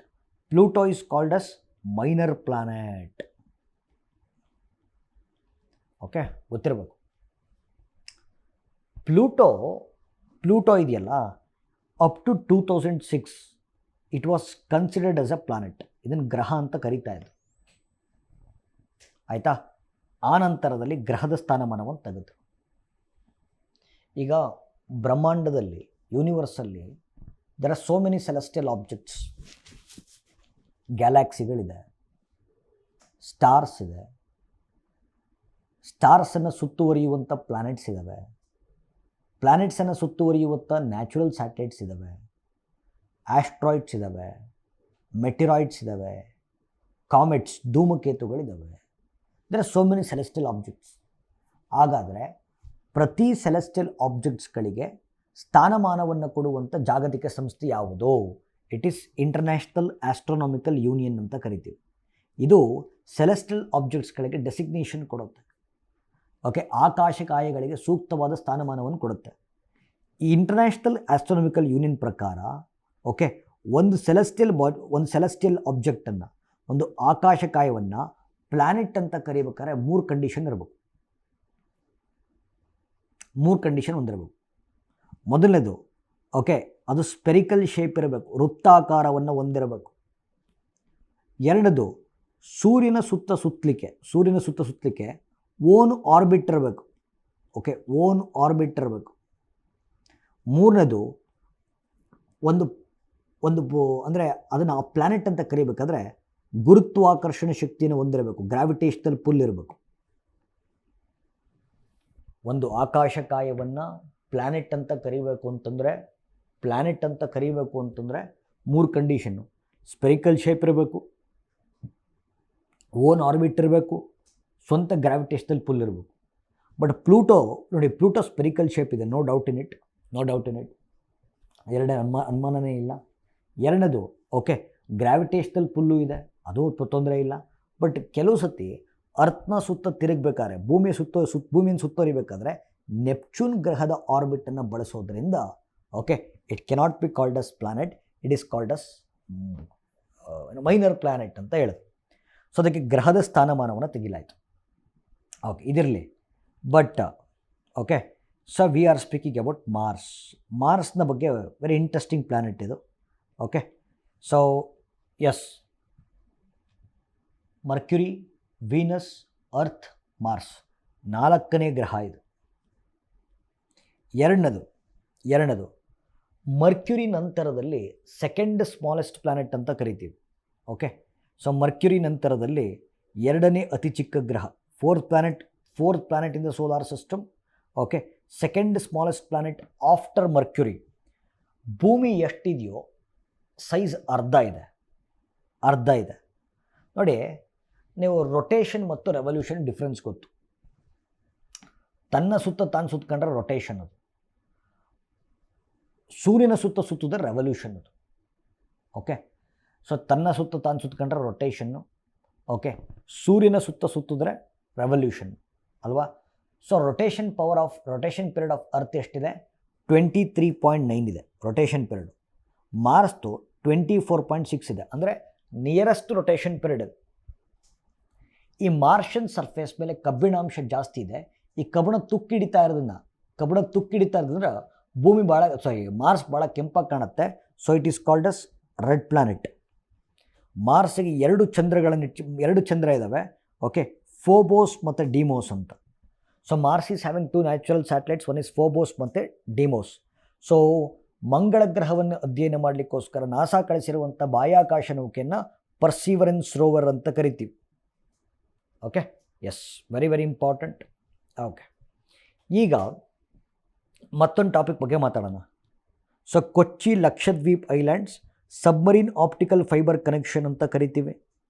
Okay, yes, listen to me. Okay, ಈಗ ಸಿ ಸರ್. ಓಕೆ, ಸೊ ಇಲ್ಲಿ ಭಾರತ ಇದೆ. Okay, ಇಲ್ಲಿ Bharat, so ಇದು ಭಾರತದ ಪರ್ಯಾಯ ದ್ವೀಪ. ಓಕೆ, ಇಲ್ಲಿ ಲಕ್ಷದ್ವೀಪ್ ಬರುತ್ತೆ. ಓಕೆ, ಸೊ ಇಲ್ಲಿ ಲಕ್ಷದ್ವೀಪ್ ಬರುತ್ತೆ. Okay, listen to be very carefully. Okay, Lakshadweep ಪಕ್ಕದಲ್ಲಿ ಇಲ್ಲಿ ಮಾಲ್ಡೀವ್ಸ್ ಬರುತ್ತೆ. Okay, this is Maldives. Okay, this is Lakshadweep. So Maldives ಮತ್ತು ಲಕ್ಷದ್ವೀಪವನ್ನು ನಾವು ಆರ್ಕಿಪಿಲ್ಯಾಗೋ ಅಂತ ಕರಿತೀವಿ. ಅಂದರೆ group of islands is called as archipelago. ದ್ವೀಪಗಳ ಸಮೂಹವನ್ನು ಆರ್ಕಿಪಿಲ್ಯಾಗೋ ಅಂತ ಕರಿತೀವಿ. ಮಾಲ್ಡೀವ್ಸ್ನು ಆರ್ಕಿಪಿಲ್ಯಾಗೋ ಅಂತ ಕರೀಬೋದು, ಲಕ್ಷದ್ವೀಪವನ್ನು ಆರ್ಕಿಪಿಲ್ಯಾಗೋ ಅಂತ ಕರೀಬೋದು. ಬಟ್ ಇತ್ತೀಚೆಗೆ ಭಾರತ ಮತ್ತು ಮಾಲ್ಡೀವ್ಸ್ನ ದ್ವಿಪಕ್ಷೀಯ ಸಂಬಂಧ ಹಳಸಿದೆ. ಅಷ್ಟು ಚೆನ್ನಾಗಿಲ್ಲ. ಯಾಕೆ ಅಂದರೆ ಮಾಲ್ಡೀವ್ಸ್ನಲ್ಲಿ ಬಂದಿರುವಂಥ ಹೊಸ ಸರ್ಕಾರ ಪ್ರೋ ಚೈನಾ ಇದೆ, ಚೈನಾ ಪರವಾಗಿ ನಿಂತ್ಕೊಂಡಿದೆ. ಆಯಿತಾ? ಹಾಗಾದರೆ ಸೊ ಈ ಮಾಲ್ಡೀವ್ಸ್ಗೆ ಕೌಂಟರ್ ಕೊಡಲಿಕ್ಕೋಸ್ಕರ alternatively government of India is developing Lakshadweep. So ನಿಮಗೆ ಗೊತ್ತಿದೆ ಮಾಲ್ಡೀವ್ಸ್ ಏನಕ್ಕೆ ಫೇಮಸ್ಸು ಅಂತಾರೆ? ಟೂರಿಸಮಿಗೆ ಸಿಕ್ಕಾಪಟ್ಟೆ ಫೇಮಸ್ಸು.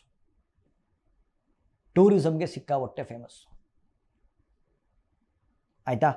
ಸೊ ಮಾಲ್ಡೀವ್ಸ್ಗೆ ಕೌಂಟರ್ ಕೊಡಲಿಕ್ಕೋಸ್ಕರ ಲಕ್ಷದ್ವೀಪವನ್ನು ಬಿಲ್ಡ್ ಮಾಡುತ್ತಾ ಇದೆ. ಸೊ ನಿಮಗೆ ಗೊತ್ತಿದೆ ಈಗ Maldives ಚೈನಾಗೆ support ಮಾಡ್ತಿರೋದ್ರಿಂದ Indian ocean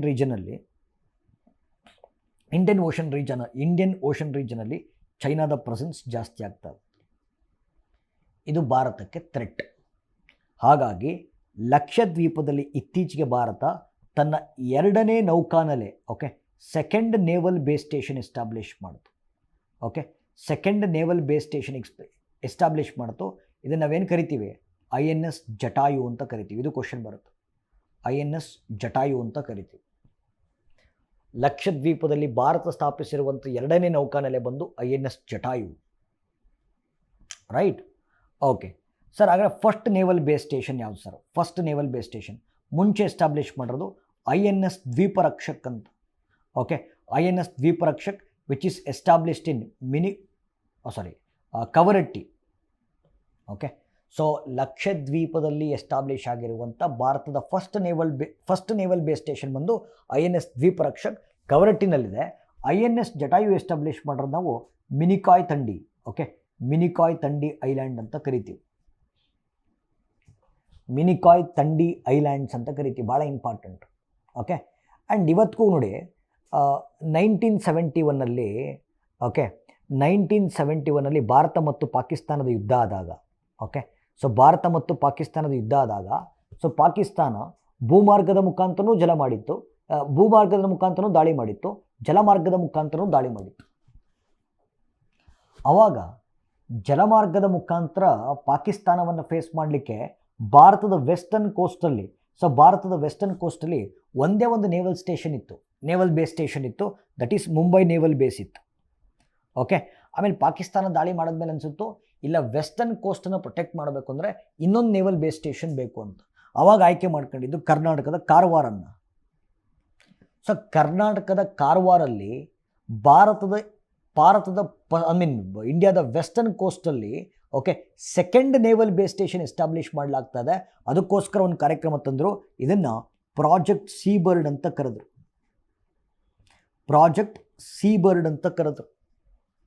so this is important. So anyway we are going to develop ಲಕ್ಷದ್ವೀಪವನ್ನು ಡೆವಲಪ್ ಮಾಡಬೇಕು ಅಂತಂದರೆ ಅದನ್ನು ಡಿಜಿಟಲಿ ಕನೆಕ್ಟ್ ಮಾಡಬೇಕು. ಅದಕ್ಕೋಸ್ಕರ ನೋಡಿ ಸಮುದ್ರದ ಮುಖಾಂತರ ನೋಡಿ ಕೊಚ್ಚಿಯಿಂದ ಕೇಳಿಸ್ಕೋಬೇಕಿಲ್ಲಿ, ಕೊಚ್ಚಿಯಿಂದ ಲಕ್ಷದ್ವೀಪಕ್ಕೆ ಓಕೆ ಸಮುದ್ರದ ಮಾರ್ಗವಾಗಿ ಆಪ್ಟಿಕಲ್ ಫೈಬರ್ಗಳನ್ನು ಹೆಣೆದು ಡಿಜಿಟಲ್ ಕನೆಕ್ಟಿವಿಟಿಯನ್ನು ಇಂಪ್ರೂವ್ ಮಾಡುವಂಥ ಕಾರ್ಯಕ್ರಮ Kochi Lakshadweep islands submarine optical fibre connection ಕಾರ್ಯಕ್ರಮ ಅಂತ. ಓಕೆ, ಸೊ ಇದನ್ನು ಇಂಪ್ಲಿಮೆಂಟ್ ಮಾಡ್ತಿರೋಂಥ ಸಂಸ್ಥೆ ಯಾವುದು? BSNL. ಒಂದು ಅಡಿಷನಲ್ ಇನ್ಫಾರ್ಮೇಷನ್ ಹೇಳ್ತೇನೆ. ಭಾರತದ ಅಥವಾ ದೇಶದ ಉದ್ದಾಗಲಕ್ಕೂ ಆಪ್ಟಿಕಲ್ ಫೈಬರ್ಗಳನ್ನು ಹೆಣೆದು, ಆಪ್ಟಿಕಲ್ ಫೈಬರ್ ಅಂತಾನೆ ಇಂಟರ್ನೆಟ್ ಕೇಬಲ್ಲು ಅಂತ, ದೇಶದ ಉದ್ದಾಗಲಕ್ಕೂ ಇಂಟರ್ನೆಟ್ ಕೇಬಲನ್ನು ಹೆಣೆದು ಭಾರತದ ಗ್ರಾಮ ಪಂಚಾಯಿತಿಗಳಿಗೆ ಮತ್ತು ಪಬ್ಲಿಕ್ ಆಫೀಸಸ್ಗಳಿಗೆ ಬ್ರಾಡ್ಬ್ಯಾಂಡ್ ಕನೆಕ್ಷನನ್ನು ಕಲ್ಪಿಸುವುದರ ಮೂಲಕ ಹೈ ಸ್ಪೀಡ್ ಇಂಟರ್ನೆಟ್ಟನ್ನು ಕೊಡುವಂಥ ಯೋಜನೆ ಭಾರತ್ ನೆಟ್. ಭಾಳ ಇಂಪಾರ್ಟೆಂಟ್. ದೇಶದ ಉದ್ದಾಗಲಕ್ಕೂ ಆಪ್ಟಿಕಲ್ ಫೈಬರ್ಗಳನ್ನು ಹೆಣೆದು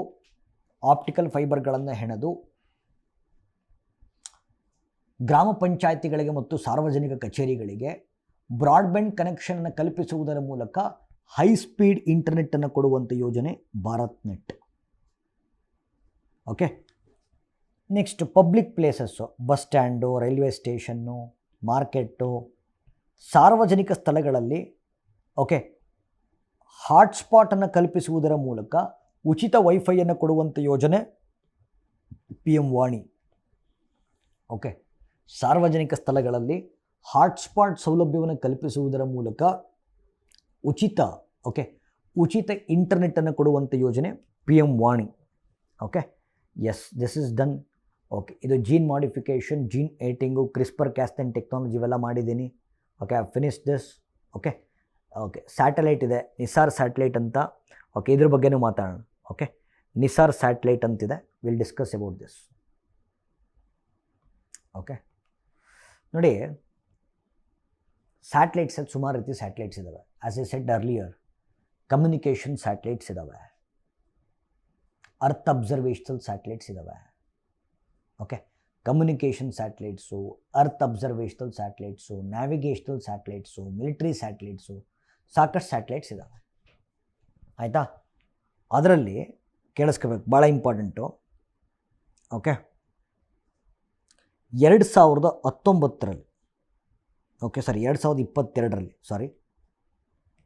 ಓಕೆ 2022ರಲ್ಲಿ ನಾಸಾ ಮತ್ತು ನಾಸಾ ಮತ್ತು ಇಸ್ರೋದ ಸಹಭಾಗಿತ್ವದಲ್ಲಿ 2022 ನಾಸಾ ಮತ್ತು ಇಸ್ರೋದ ಸಹಭಾಗಿತ್ವದಲ್ಲಿ okay Satish Dhawan space centre Sriharikota okay Satish Dhawan space Centre ಶ್ರೀಹರಿಕೋಟದಿಂದ ಒಂದು ಅರ್ತ್ ಅಬ್ಸರ್ವೇಷನಲ್ ಸ್ಯಾಟಲೈಟನ್ನು ಲಾಂಚ್ ಮಾಡಲಾಯಿತು. ಭೂವೀಕ್ಷಣ ಉಪಗ್ರಹ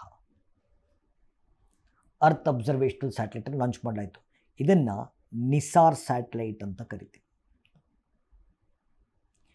ನಿಸಾರ್ ಸ್ಯಾಟಲೈಟ್ಸ್ ನೋಡಿ, N for NASA, I for ISRO, NASA ISRO, SAR ಅಂತಂದರೆ ಸಿಂಥೆಟಿಕ್ ಅಪರ್ಚರ್ ರಡಾರ್ ಅಂತ.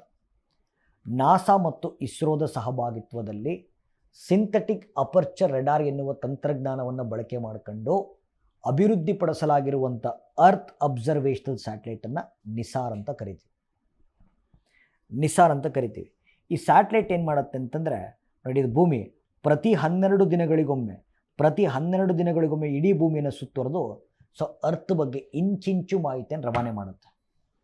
ಕ್ಲೈಮೇಟ್ ಬಗ್ಗೆ, ವೆದರ್ ಬಗ್ಗೆ, ಪೋಲಾರ್ ರೀಜನ್ಸ್ ಬಗ್ಗೆ, ಓಷನ್ಸ್ ಬಗ್ಗೆ, ಏರ್ ಕರೆಂಟ್ಸ್ ಬಗ್ಗೆ ಎಲ್ಲ ಮಾಹಿತಿಯನ್ನು ಕೊಡುತ್ತೆ. This is one of the, ಇದು ಪದೇ ನ್ಯೂಸಲ್ಲಿದೆ. ಓಕೆ, ಪದೇ ನ್ಯೂಸಲ್ಲಿದೆ NISAR satellite. Okay, please see it. Okay, last topic of science and technology, green hydrogen. Okay, green hydrogen. Okay, ನೋಡಿ ಇವಾಗ ಹಸಿರು ಹೈಡ್ರೋಜನ್ ಅಂತ ಕರಿತೀವಿ. ಓಕೆ, ಗ್ರೀನ್ ಹೈಡ್ರೋಜನ್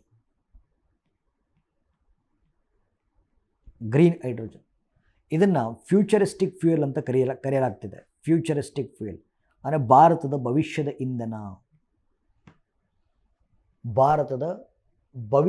ಇಂಧನ ಅಂತ ಬಿಂಬಿಸುತ್ತೆ, ಜಗತ್ತಿನ ಭವಿಷ್ಯದ ಇಂಧನ.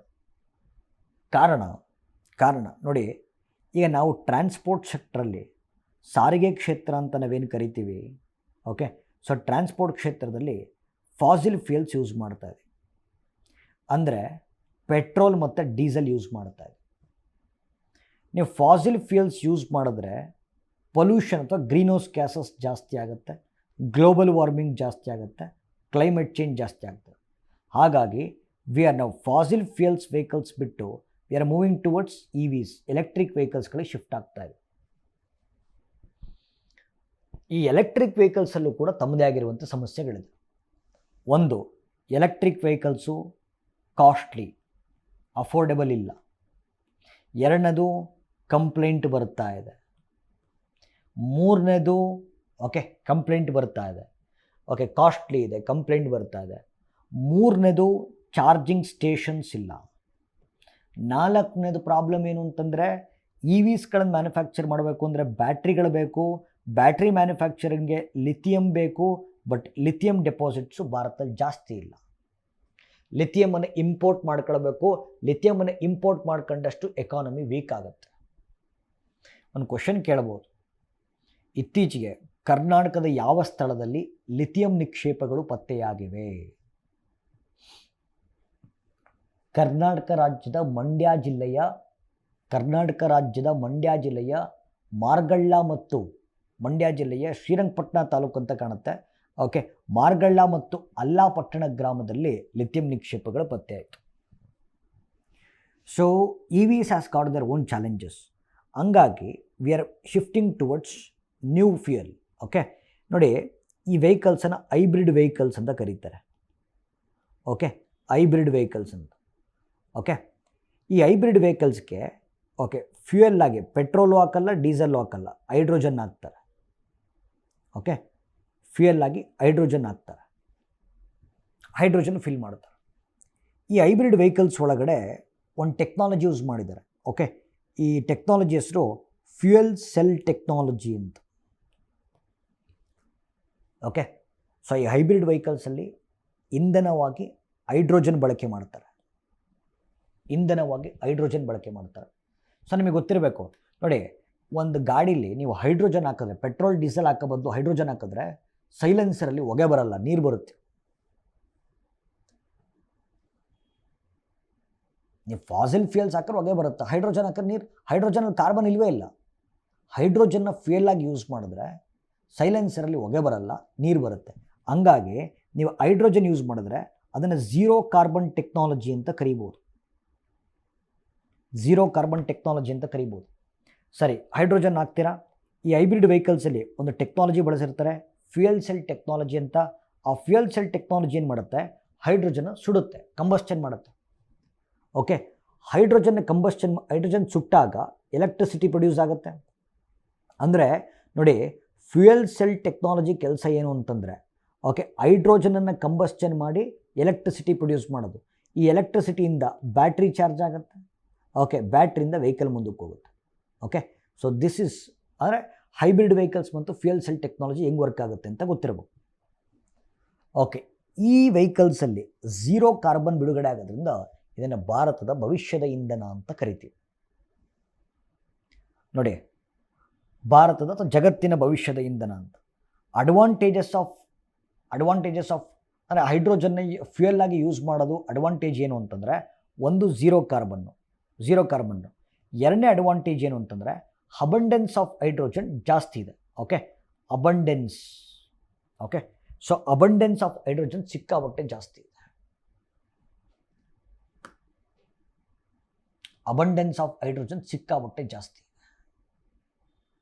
ಓಕೆ, ನೀರು ಜಾಸ್ತಿ ಇದೆ, ಹೈಡ್ರೋಜನ್ ನಿನ್ಕೋತಿಲ್ಲ. ಬಟ್ ಪ್ರಾಬ್ಲಮ್ ಏನು ಅಂತಂದರೆ, ಓಕೆ, ಡಿಸಡ್ವಾಂಟೇಜಸ್ ಹೇಳ್ತೀನಿ. ಓಕೆ, ಪ್ರಾಬ್ಲಮ್ಮು ಹೈಡ್ರೋಜನ್ ಅಬಂಡೆನ್ಸ್ ಜಾಸ್ತಿ ಇದೆ, ಆದರೆ ಹೈಡ್ರೋಜನ್ನು ಇಂಡಿಪೆಂಡೆಂಟ್ ಎಲಿಮೆಂಟ್ ಆಗಿಲ್ಲ. ಅರ್ಥ ಆಗ್ತಿದ್ದಿಲ್ಲ?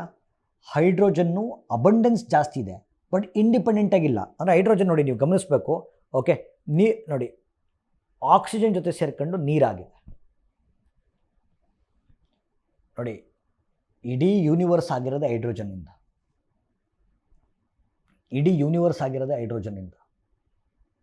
ಆಯಿತಾ? The abundance of hydrogen is unlimited, but problem with hydrogen is it is not present in independent form. ನೀರು ಜೊತೆ ಸೇರ್ಕೊಂಡು ಓ ಜೊತೆ ಸೇರ್ಕೊಂಡು ನೀರಾಗಿದೆ, ಕಾರ್ಬನ್ ಜೊತೆ ಸೇರ್ಕೊಂಡು ಮೀಥೇನ್ ಆಗಿದೆ. ಸೊ ಈಗ ಹೈಡ್ರೋಜನ್ ಬೇಕು ಅಂತಂದರೆ ಹೈಡ್ರೋಜನ್ ಎಕ್ಸ್ಟ್ರಾಕ್ಟ್ ಮಾಡಬೇಕು. ಓಕೆ, ಸೊ ಈಗ ಹೈಡ್ರೋಜನ್ ಹಿಂಗೆ ಎಕ್ಸ್ಟ್ರಾಕ್ಟ್ ಮಾಡ್ತೀರಾ? ಕೇಳಿಸ್ಕೊಳ್ಳಿ. ಈಗ ರಿನ್ಯೂವೇಬಲ್ ಎನರ್ಜಿಯಿಂದ ಎಲೆಕ್ಟ್ರಿಸಿಟಿ ಪ್ರೊಡ್ಯೂಸ್ ಮಾಡ್ತೀರಾ. ಎಲೆಕ್ಟ್ರಿಸಿಟಿ ಪ್ರೊಡ್ಯೂಸ್ ಮಾಡೋದು ನೋಡಿ, ಆ ಎಲೆಕ್ಟ್ರಿಸಿಟಿ ಬಳಸ್ಕೊಂಡು ರಿನ್ಯೂವೇಬಲ್ ಎನರ್ಜಿಯಿಂದ ಎಲೆಕ್ಟ್ರಿಸಿಟಿ ಪ್ರೊಡ್ಯೂಸ್ ಮಾಡ್ತೀರಾ.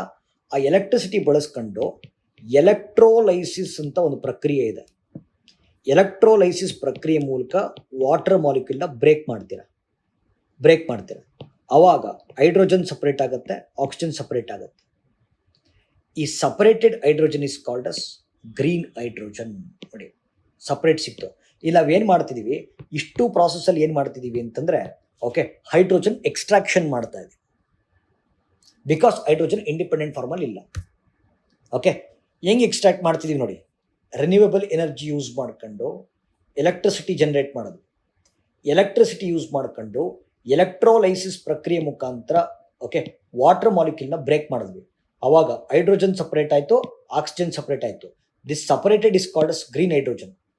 ಆ ಹೈಡ್ರೋಜನ್ಗೆ ಗ್ರೀನ್ ಹೈಡ್ರೋಜನ್ ಅಂತ ಯಾಕೆ ಹೆಸರಿಟ್ರಿ ಸರ್?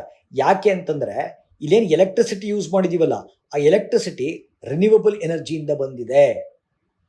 ರಿನ್ಯೂವಬಲ್ ಎನರ್ಜಿಯಿಂದ ಬಂದಿರೋದ್ರಿಂದ that hydrogen is called us green hydrogen ಅಂತ. ಓಕೆ, ಸೊ ನೀವು ಓಕೆ ಗ್ರೀನ್ ಹೈಡ್ರೋಜನ್ ಇಂಧನವಾಗಿ ಬಳಸಿದ್ರೆ, ಓಕೆ, ಗ್ರೀನ್ ಹೈಡ್ರೋಜನ್ ಫ್ಯೂಯಲ್ ಆಗಿ ಯೂಸ್ ಮಾಡಿದ್ರೆ, ಅಥವಾ ಹೈಡ್ರೋಜನ್ನ ಫ್ಯೂಯಲ್ ಆಗಿ ಯೂಸ್ ಮಾಡಿದ್ರೆ ನಿಮಗೆ ಸೈಲೆನ್ಸರ್ ಹೊಗೆ ಬರಲ್ಲ, ನೀರು ಬರುತ್ತೆ. So it is called us green carbon technology. So ಅಥವಾ ಝೀರೋ ಕಾರ್ಬನ್ ಟೆಕ್ನಾಲಜಿ ಯೂಸ್ ಮಾಡೋದ್ರಿಂದ ಓಕೆ ಪೊಲ್ಯೂಷನ್ನು ಕಮ್ಮಿ ಆಗುತ್ತೆ, ಗ್ಲೋಬಲ್ ವಾರ್ಮಿಂಗ್ ಕಮ್ಮಿ ಆಗುತ್ತೆ, ಕ್ಲೈಮೇಟ್ ಚೇಂಜ್ ಕಡಿಮೆ ಆಗುತ್ತೆ. Okay, so this is all about green hydrogen. So green hydrogen encourage ಮಾಡಲಿಕ್ಕೋಸ್ಕರ ಭಾರತ ಸರ್ಕಾರ ತಂದಿರುವಂಥ ಯೋಜನೆ national green hydrogen mission. Okay, so this is all about so this is all about science and technology. So ಮುಂದಿನ module it will be the last module international. ಅಂತಾರಾಷ್ಟ್ರೀಯ ಪ್ರಚಲಿತ ಘಟನೆಗಳು. Okay, so ಇಲ್ಲಿ ನಾವು ಡಿಸ್ಕಸ್ ಮಾಡ್ತೀವಿ. So environment science and technology ಮಾಡಲ್ ಮುಗಿಸ್ಕೊಳ್ಳಿ. So I will meet in the last model, that is international model. Okay, yes, thank you.